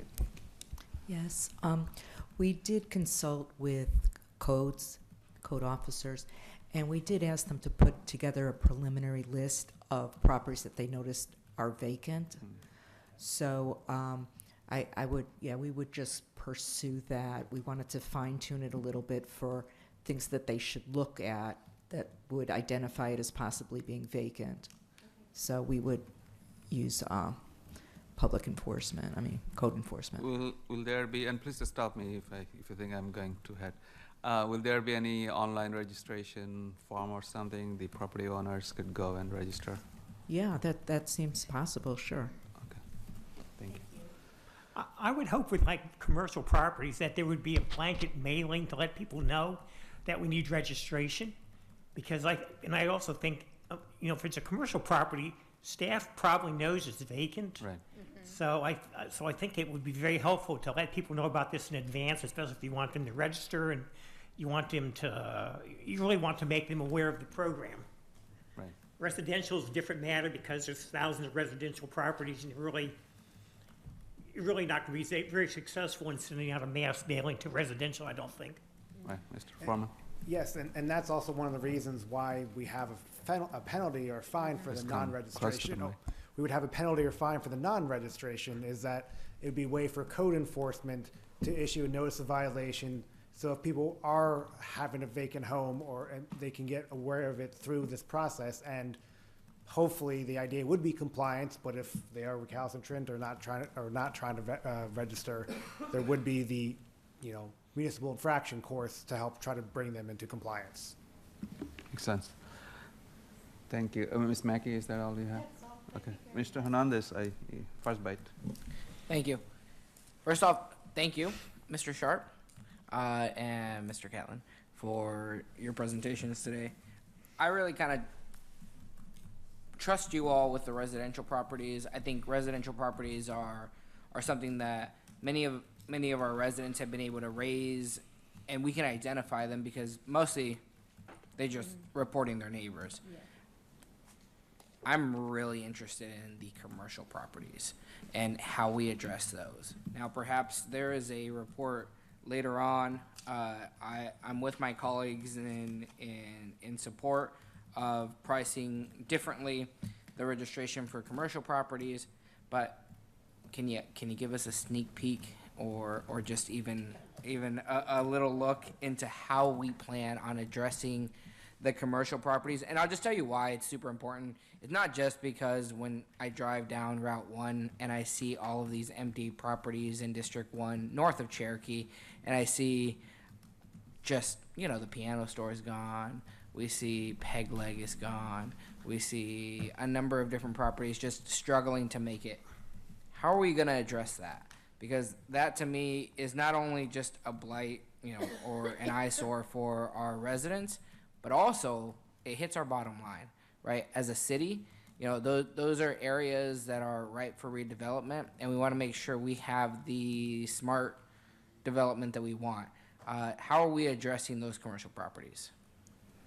Oh, Mr. Hernandez, it's partially a function of the real estate market where commercial landowners, commercial property owners, they may have space that is not being occupied, but is still under lease, where a tenant may have left and they're still collecting rent. So there's a lot of different dynamics that could come into play. And then the timing factor also in getting properties redeveloped is a component that also has to take into account interest rates and things like that, where the financial viability to move forward on a project might not fit with the timing, that the neighborhood would like to see. So that's part of it. And then, there's also the component of rent where commercial property owners, they're looking for market rent for their properties. And what they determine that market rent to be, they're going to hold out for it, more often than not. And they may have a financial incentive to do it through their lender as well. Mm-hmm. So there's different components, and a lot of those components are confidential. See, sometimes I ask a question thinking that I know the world. and someone comes back and this is why we make sure that we have experts on these committees and the subcommittees, because there's so many residents that voice their concerns, right? And all we hear is just the concern of this, and it's so much more complex.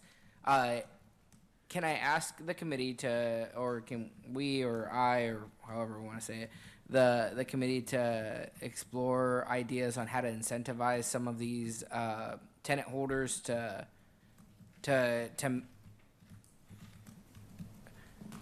I want to say man, but that's probably not the right way to say it, to fill these vacancies. I'm thinking particularly of the success story that Mr. Williams was able to do with the Ross Dress for Less up in the Hollywood Shopping Center. That space was vacant for quite some time, and I don't know if the former tenant Best Buy was paying the lease the entire time, but now that it's filled, that property itself is worth more, and everyone benefits from it, right? Not only the city from a tax perspective, but also our residents from the ability to be able to shop there. Is there a way that we can incentivize like the usage of some of these vacant properties, so that I understand that the property owners are trying to make their bottom line? That's completely understandable, and in fact, encouraging. And it's not just like they're sitting on it. Is it possible for us to be able to encourage some sort of incentive to get them to fill it with, an actual tenant? I think that's complicated. When I was on the council, I talked to people who were looking to rent properties in College Park for commercial uses, and they typically said a lot of the vacant properties are just outdated, and they just didn't want to put the money into them to fix them up. The landlord wouldn't put the money into it, but they did not want to put the money into it either. And so these properties just keep sitting vacant. So, if that's the case, I think the only thing you can do is incentivize those buildings to be raised and have a new building built. So I'll just close with this, right? Like, you don't ask something without bringing something in hand. And I know that our economic development office is encouraged to try to come up with some sort of solution. I know this council has been really supportive of trying to revitalize our city. So hopefully, if there are any options where the city can come, whether it's at 25%, 30%, to help support bringing in new businesses, please let us know. I think that we are amenable to that. I just want to make sure that you all know, from our perspective, that is a goal of ours. Thank you. So I believe the scope of the registration is only how can I have the registry, but this is a good idea. Maybe once we have the registry, then we can see how many, based on the data, we can think of incentive program that Councilor Hernandez is talking about. Am I correct? All right, Dr. Estes, second bite? Or first bite? No, second bite. Second I bite. will do my best to stay on topic. However, considering what Councilmember Hernandez just shared, I did want to say that I see commercial properties that are vacant for the various reasons that were mentioned a little differently if they are maintained. So it's one thing to have a vacant, blighted commercial property versus a commercial property that is being maintained. You mentioned Peg Leg as an example. It's vacant, it's been vacant, but it's been maintained. So I think that we may want to consider a differentiation there as well. Just wanted to put that out there. Thank you. Thank you. Anybody else? Saying none. So, Ms. Bader, please go ahead. Sorry, I just wanted to add to what Dr. Estes was saying. So the committee was really aware of vacant versus blighted. And so that's why this registry was just vacant, because what their thoughts was that blighted property will come under code compliance. So yes, they had that discussion, and they differentiated between vacant and blighted. Good, thank you. So to wrap up, looks like there have been quite a few ideas and suggestions. There are some minor changes that need to be made. Mr. Foreman will be a little busy making some changes. And looks like this needs probably another work session, may not be lengthy one. Am I correct? What do you think? I'm asking Mr. Catlin and Mr. Sharp. If there were a few, if there were just a few issues that you want us to come back with some more information on, we could certainly do that in the next month or so. Certainly, yeah, with the some suggested fees as well, registration fees. I think Mr. Reek suggested to have kind of nominal registration fee, but for penalty-wise, non-compliance, we could be a little more generous. Yes, I think we should involve the city manager then in legal staff in giving us a better handle on what might be the right fee. Certainly, that will be helpful. All right, looking forward to seeing you maybe in a month time or so. That is okay. Thank you. Thank you. Thank you again for your work. Keep up the good work. Appreciate that. All right.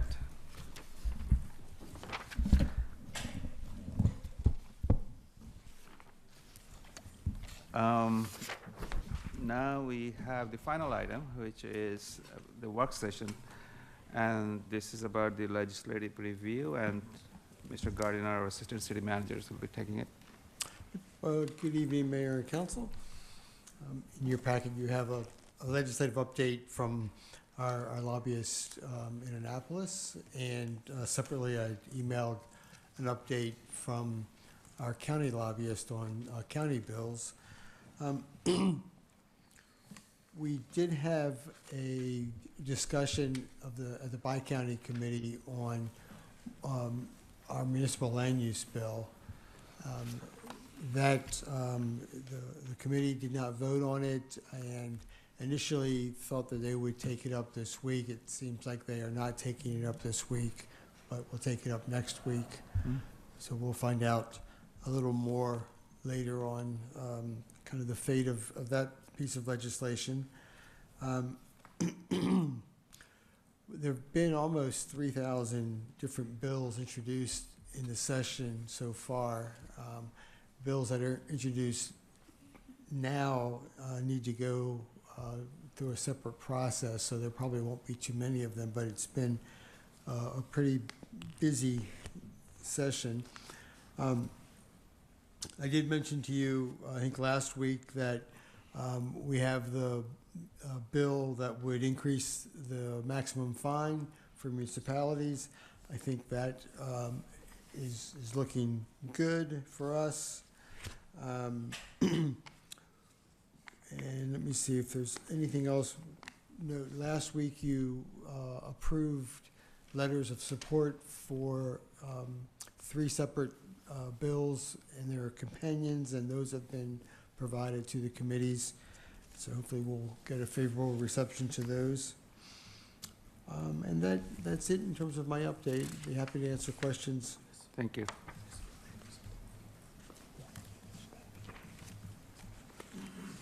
Thank you. The Bi-County Community discussion on the land use bill, is it coming back next week, you say?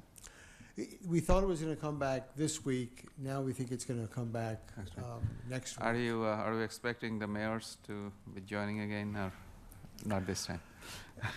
You know, I don't know.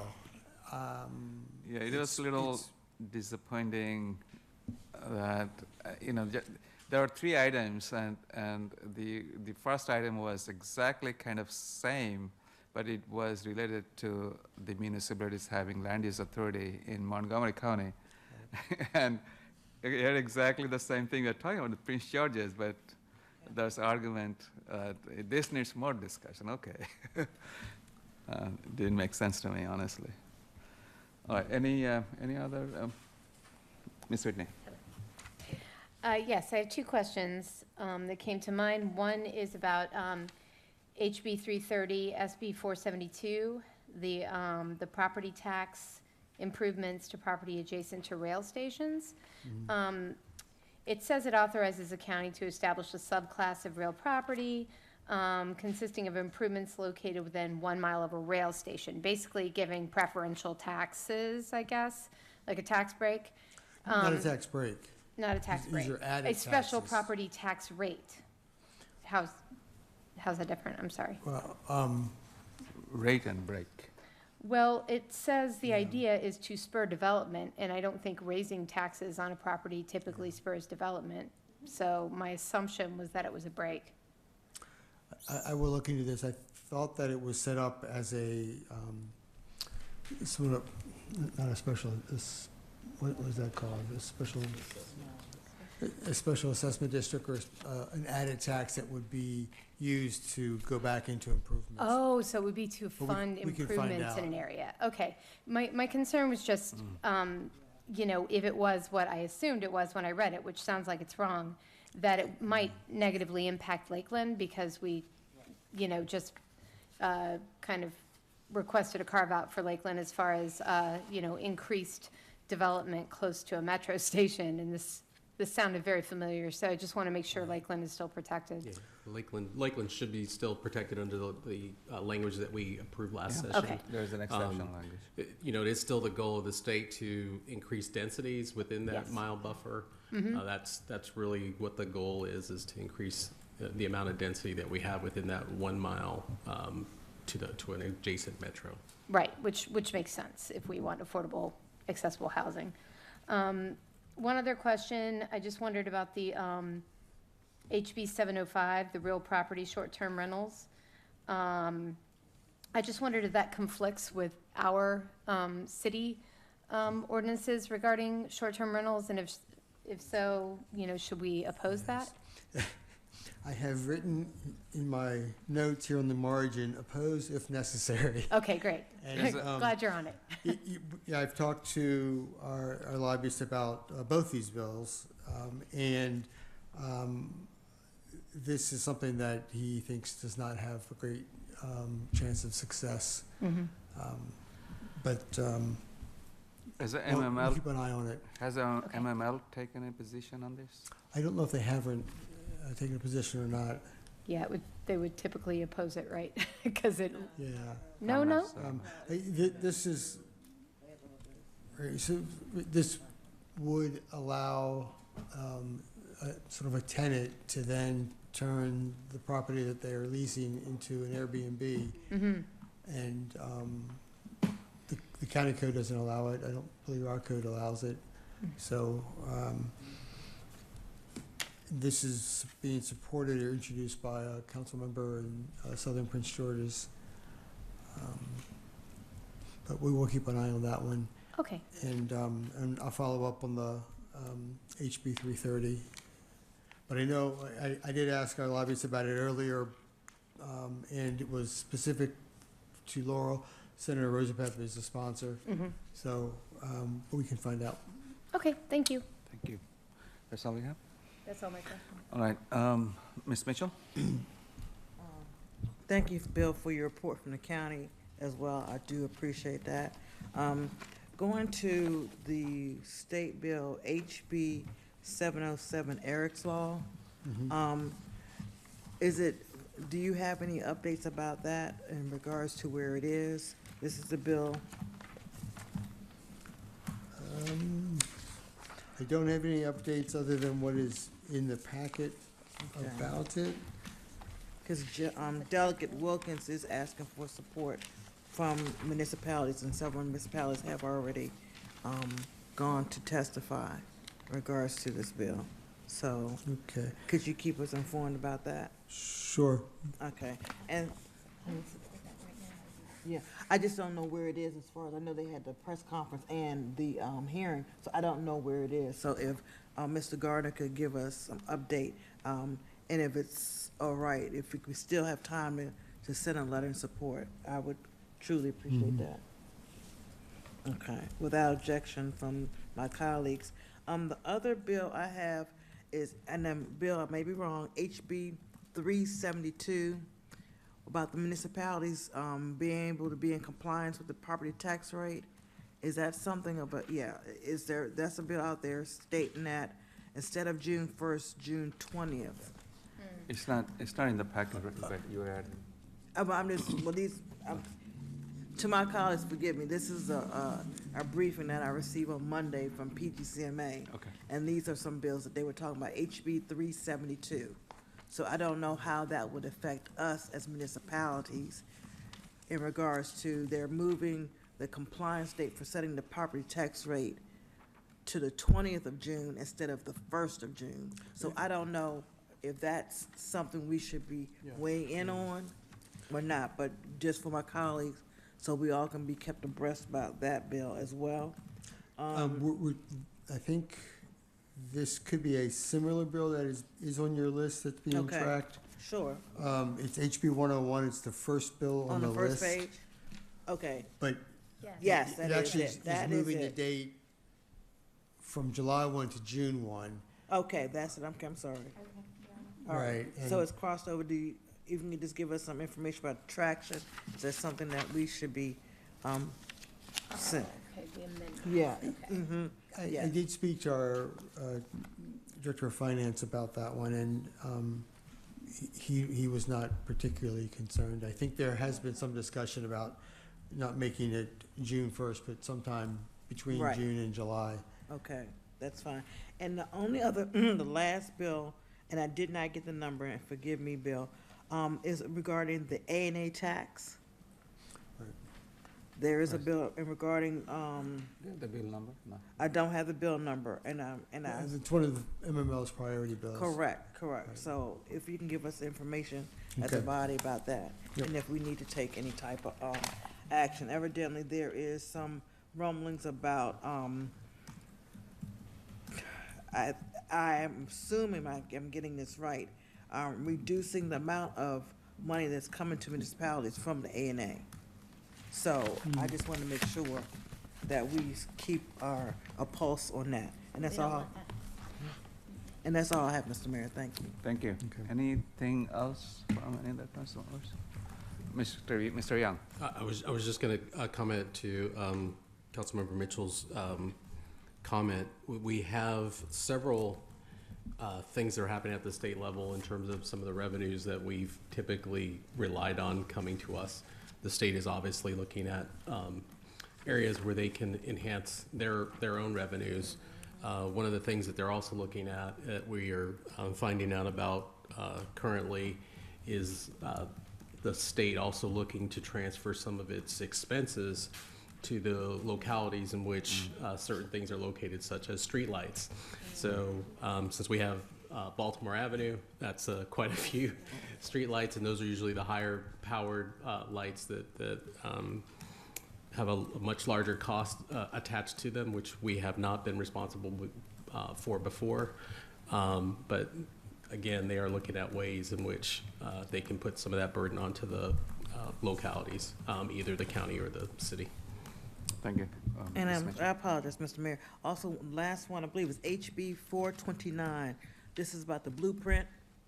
Evidently, there's a lot of, Education. the education, whereas the governor's reducing the per pupil amount, and evidently the county's talking about that, and that how, I guess for my colleagues, how would that trickle down effect to us if that does occur? Okay. Thank you.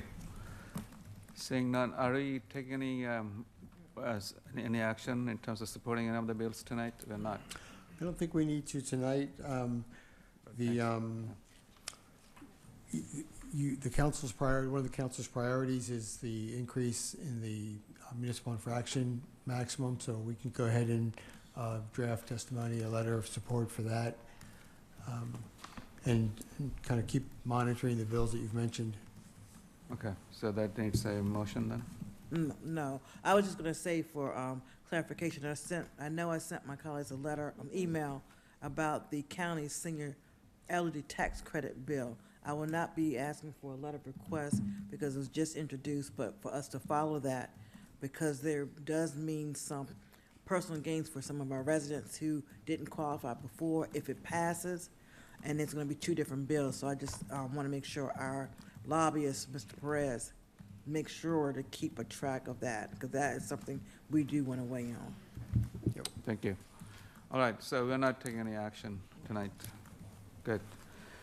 All right, that's all we have. Thank you, staff, and thank you, our lobbyist, for keeping us posted.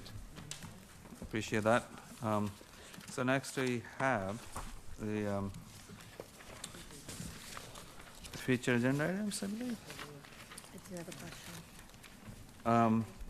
Number 15, request for a status of future agenda item. Ms. Whitney, you have a question? Yes, we had on the future list residential over occupancy. That's been on the future list for a bit. And I just wanted to see when that might be coming forward. It's on page 55, it's the Yeah, last page. I don't anticipate it anytime soon. Okay. Quite frankly, we might have to be something that we kind of combine with either the housing issue. We really are taxed out in Got terms it. of the amount of resources we have available. Okay, got it. Yeah, we keep hearing about it from residents, so I keep bringing it up, so thank you. Thank you. Mr. Rigg, I think you submitted a request. Please go ahead. Yes, I requested that we add an item, the future agenda item, addressing the use of the RealPage software in College Park, which is something that the tenants union has mentioned to us a couple of times. Specifically, there have been, fairly reputable sources indicating that larger landlords and even potentially smaller landlords in the city of College Park have used a software platform called RealPage as a form of price fixing to be able to establish residential rent floors in the city of College Park that would potentially impact especially our larger apartment complexes. It's a story in the Washington Post that's pretty well worth a read. I know and have spoken with the city manager about the Affordable Housing Task Force, and while this does fit under affordable housing, it is a component of it. There is some time sensitivity to it, so it can be severable, and it is discrete enough that he feels that it. And Mr. Young, please feel free to chime in if I'm mischaracterizing, but I think he feels like it could warrant sort of separate discussion Mr. and Young, consideration. go ahead. Yes, in full disclosure, we are a client of the software program. We use a lot of that data ourselves. We don't obviously set prices on apartments, but it is something that gives us, their data does give us an insight as to what's happening within the industry and what we can anticipate that's out there. But yes, there are some indications, I think, that are out there that there was definitely something that is going on in our market that's a little bit different than some of the other markets, particularly with the student housing that we have. You would typically think that the more vacancies that you have, that you'd see a trend a little bit lower.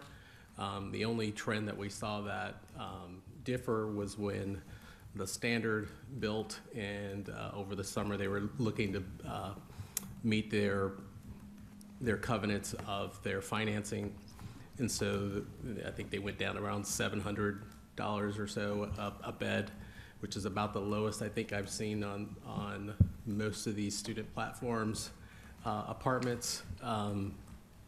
And that may have come with certain conditions. They typically have a lease period that's not necessarily coincide necessarily with the semesters that the students are under. So it's a little bit more complicated, and it's something that we probably have to take a little bit more time to kind of understand what our limits are. I know there's not very much in our code that gives us a lot of parameters, but that would definitely be something to talk about.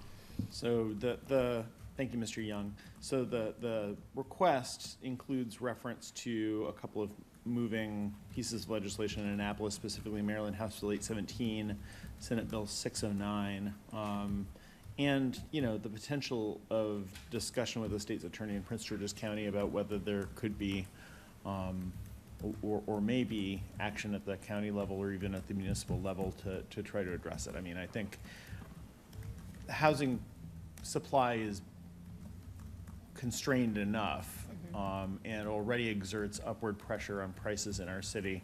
But when you have, allegations, like creditable allegations of collusion, I think it's something that we should be concerned about. So the motion is to add this to a future agenda item. I think the title of the agenda, I see letter. You want to send a letter addressing Real Page US? Yeah, I'm sorry. I think I think it's more A discussion. yeah, discussion, a work session Well, that's fine. addressing the Real Page usage in College Park, not us. I had a little bit of a case of the typo fingers this morning. No, that's fine. Is there any second for that? Okay, all in favor, say aye. Aye. Any opposed, any abstention? So it's been added to the future agenda item. Anything else? I do not see any. All right, that's all we have. Thank you, Mr. Rigg. All right, now we go to the comments from the audience, and I see one virtual hand. Actually, two. First is Mr. Hussain. Welcome back. I really appreciate the opportunity, and Please I think state your name and for the record. yeah, my and name if you're is resident College Hussain Wahid. I'm working with the Advanced Technology Centers at University of Maryland College Park, and we have produced transformative economic efficiency with the help of standards for dynamical systems and also for carbon negative biofuels and for continuous learning using algorithms and machine learning and human learning combination, as well as cybersecurity protection for all different processes. So it has provided remarkable results, and the survey that was done for 20,000 inspections also confirmed that in the last 5 years, what we have been projecting has been accurate with respect to the transformative economic efficiency, and it produced $70 million each year from just one project. So we think it's a viable alternative and an option that needs to be standardized, and the pilot request from the head chair of the Health and Government Operations Committee is very useful in this respect, and we want to proceed forward with your cooperation and consideration. We have already made a lot of headway with the Director of Public Services, and so I think in the next couple of days I'll try to finalize an agreement perhaps, or a collaboration, and take it from there. Thank you. Thank you. Thanks for coming and speaking. Next, we have someone in the name VJ. Please state your name for the record and proceed with your testimony if you're a resident of College Park as well. Thank you, Mr. Mayor. My name is Brinchi Judakanda. I've been a resident of College Park for the past 6 years. I'd like to thank the Mayor, the Council, and the State Highway Administration representatives for talking about the improvements to the intersection of Greenbelt Road and Rhode Island Avenue. I'm a bike commuter to the University of Maryland, and this is a path that I commute pretty much daily. If you look at page 35 on the agenda, where they have the map, as we're talking about improvements to this section, I think another thing for the council and the state to consider is improving the bike lane that goes south on Rhode Island Avenue. Currently, how it's currently set up is the bike lane is right next to the sidewalk, and then it makes bikers cut across into the road, into the right turn lane, and proceed straight from there. It's a little unsafe how it's currently set up at the moment, because you currently have to look behind your shoulder as you're trying to navigate this intersection and make sure that there's not a car coming. Just a few weeks ago, I was almost hit by a car at this intersection because they decided to speed up rather than slow down and let me pass, so that they made the intersection a little sooner.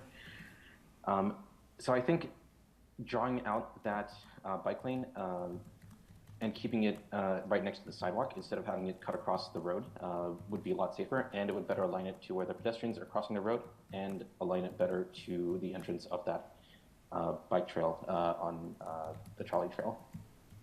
So if the state and the council can consider making that improvement along with the other improvements suggested, I think that would be a much safer intersection for pedestrians and cyclists as well.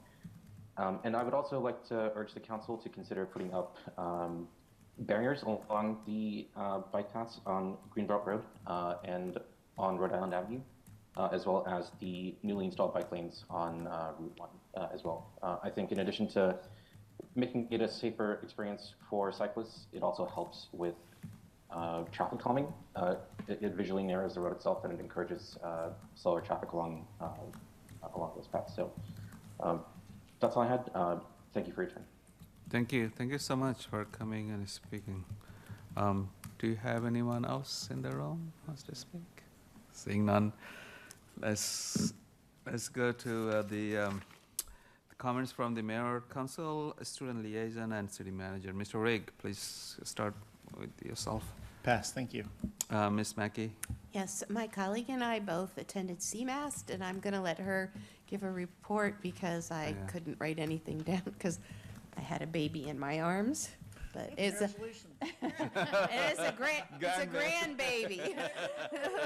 Way too old for that. But it's a great collaboration between the city and the university and the county, and it just shows that working together we make great improvements for everyone.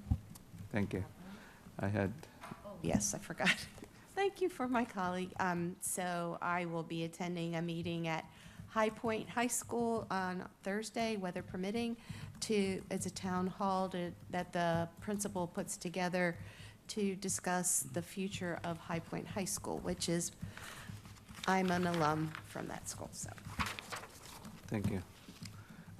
Yes. Ms. Mitchell? Thank you, Mr. Mayor. As my colleague stated, both of us attended the CMAS meeting this afternoon, also with City Manager Young, the Director of Public Services, Mr. Jatinder Kokar, as well as the Senior Supervisor, Mr. Derek Daves. It was a very productive meeting. The discussions, we're talking again, since it's the spring session, they talked about there's a new hazing report that they have for on campus for all the fraternities and sororities.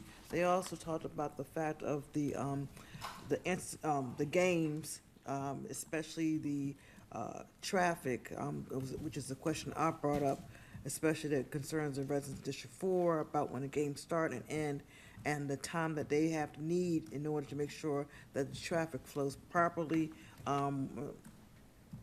before a game and after game. So this Thursday, there's a game at 6:30, and that is with 8:30, right, with USC. USC, they play USC. Thank you.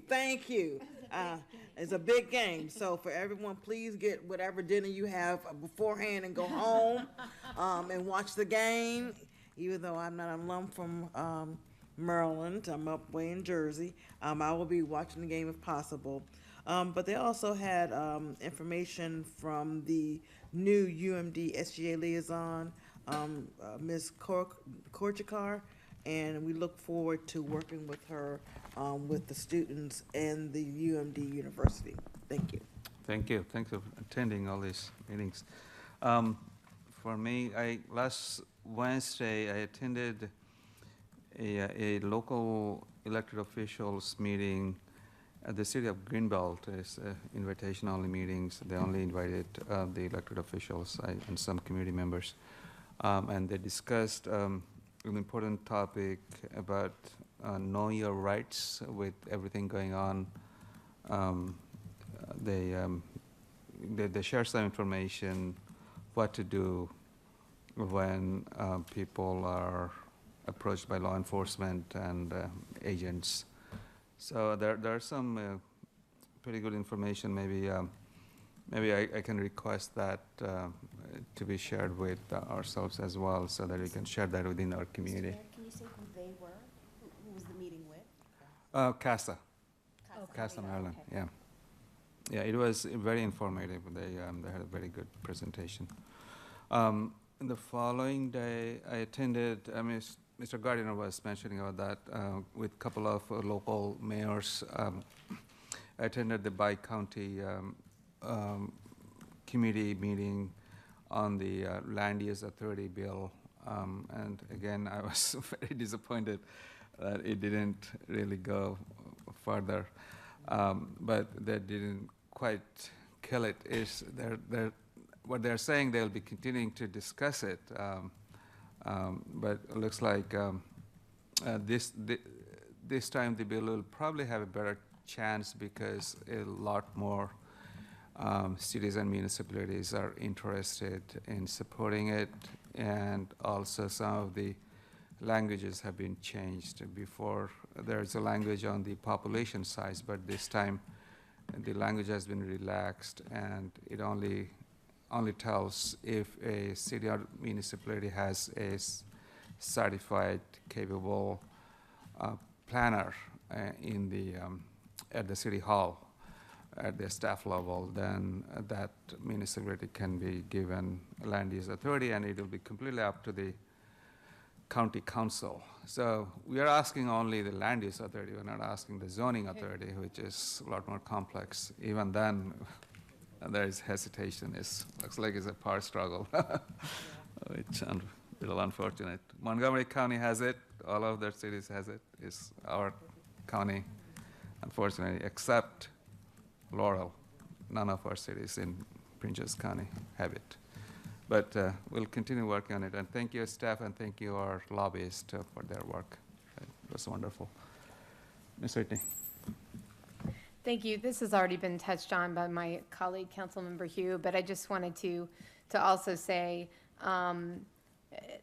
just that my heart goes out to so many people who live in College Park and in this region. So many people right now either have lost their jobs when they were very high performers, but have been told that they've been dismissed because their performance was subpar, which is a terrible way to treat people. And then many people who weren't in that initial wave are living in fear every day that they will lose their job and possibly their home. And we have the National Archives here in College Park, NOAA, the FDA building. We have a lot of federal employees who call our city home, many of whom may be fortunate enough to work in the same city they live in. And I just want everyone to know we're thinking about them.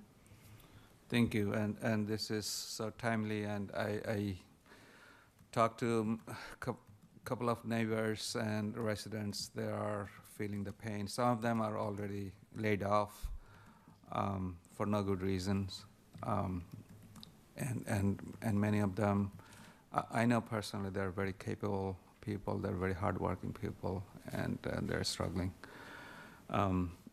Budget time is coming. I know our budget will be tight, but I may want to consider some special assistance for some of these residents who have been suffering and most likely will be suffering. Many more will be suffering most likely. So let's consider it during this difficult time. Dr. Esters? Pass. Mr. Hill? Thank you, I pass. And Mr. Hernandez? Hi, yes. Good evening, College Parkers. I, too, had the opportunity to attend the CASA Know Your Rights presentation. We're working on finalizing, what we can disperse out not only to the elected officials, but also to residents and their neighbors.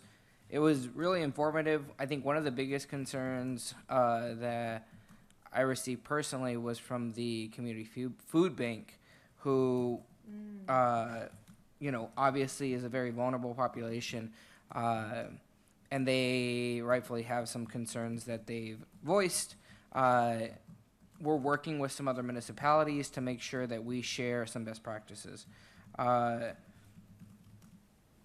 think that's all I'll say from here. I want to remind everyone that early voting for the special election for the county executive begins on February 26th. This is an extraordinarily important election. I think this council has continuously noted the importance of many of the issues that impact our residents. As a municipality, we're very strong, but one of the biggest things that has really been on top of our minds has been the staffing decisions that have been made for our county firefighters. Remind you to have that in mind as you go to the ballot box. And again, as a federal employee myself, my heart goes out to everyone who's furloughed and who's living in a space of uncertainty. But I do want to remind you, as much as we want to help from mayor and council, that your primary point of contact for federal matters is those you've elected to federal office in Congress. You recently elected Senator Asa Brooks, who was our county executive, Senator Van Hollen, and Congressman Ivey, all who have very public presence and phone numbers and emails similar to all of us. So please reach out to them and let your voices be heard, because that's absolutely important, much like it is important to us to hear issues that we try to address at the city level. So please reach out. Of course, you can reach out to us, but it's going to be much more impactful if you reach out to them directly. Thank you. I did attend a town hall by our two senators, Senator Asa Brooks and Van Hollen. And there was another town hall just 2 days before last week as well. It was attended by a couple of thousand people. To your point, Mr. Hernandez, Governor Westmore has created a site on resources available for affected federal employees. And I believe our city communication channel has pushed that out as well. Thank you. Ms. Ott? Like many of the city council members, I would also like to recognize and celebrate Black History Month, and I look forward to Women's History Month coming up. Thank you. Ms. McDonald? Also want to say I am a huge sports fan, so I've been attending a lot of UMD games, and I encourage many more persons to attend. I believe for the community members, it's low cost. So it's something good to go out, spend the night with your family. I went to the basketball game yesterday, and the turnout was not good. Yeah, you made a good point. Yeah. Also want to add, there is a class at UMD that offers naturalization to members in the community. There will be a naturalization clinic in April. I'll show more information as more details come available, but this is a free service provided by students who are currently in the process of learning the form completely to fill it out, and they work alongside with the immigration clinic at UMD Law School, as well as practicing immigration attorneys. This is something I've participated in last year when I was a student in the class. I'm now being a TA, a teacher's assistant for the class. So especially now, more than ever, it's very important to, once you're eligible, to make that next step. Thank you. Thank you. Thanks for all the participation. Mr. Young, our city manager. Just a quick announcement. Just following up on the sports program discussion that council had at their last meeting, we were able to follow up with the RecWell staff, and it really had some great conversations there. We think we are going to be able to roll out a program for our residents as well as the students that are here over the summer months, which would include also some of the facilities that a number of the council members have asked about, such as the pool and a few other amenities within on the university campus. So we're working on working out a program that we will help subsidize some of those programs for our residents to participate and help push that program out there to our residents. We'll try and see what we can do to make it successful for both the university and as well as us. Thank you. That's wonderful news. I appreciate that. Yeah, we actually talked about that when Ms. Whitney and Dr. Esters met Dr. Pines a couple of months ago, and he said he was pretty. And also, actually, Mr. Hernandez, Yes. we also talked thank you about so it. much. Yeah, thank you. looks like this is an idea on many of my colleagues' mind. I think his was to use the library, though. So. Yeah. We can have ice cream afterwards regardless. Not ice But- cream. Can I have special? This is A wonderful. pool of resources. Pool of resources. I like that. Thank you. Any questions for Mr. Young? Seeing none. we do not have any meeting next week or this month, but next Saturday, this Thursday, we have PGCMC meeting, correct? Prince George's County. And next Thursday is our Four Cities meeting, and College Park will be hosting. So we are the host, and we'll be here, so each one of us needs to be here. Thank you. What time the meeting starts, Miss Allen? Is it 7 o'clock, Four Cities? 7 and 7:30. One of them, okay. So I think 7 is for dessert, and then 7:30 the meeting starts. So need to be here 7 to eat, right? Yes. Apologies, I just forgot to mention, we have reached a tentative agreement with our collective bargaining process. We're waiting on the union to ratify our agreement, and what we're trying to do is get that in front of you for the March 4th for ratification on our side. I'll be sending you an email kind of highlighting what the elements of that are once they ratify it. Thank you, Mr. Young, for your leadership, and it wasn't easy, I know, it's tough. Negotiation is always tough, but you did it. Thank you, and thank you everyone who was involved. Appreciate that. All right, with that. Motion adjourned. Okay, when I recognize a couple of students who have been patiently waiting and listening our council meeting, I know this is probably not the most exciting. Thank you. Please keep coming. We need many of you. Now they need to give us, now we need to get an A from them. I need an A from every last one of them. Yeah. Thank you. Let me entertain a motion to adjourn, please. Motion adjourned. Jacob motion to adjourn, Oh. and then Rick seconded, Right, and then we all are gonna say. All in favor, Aye. say aye. Aye. Any opposed? Any abstention? Good night, College Park.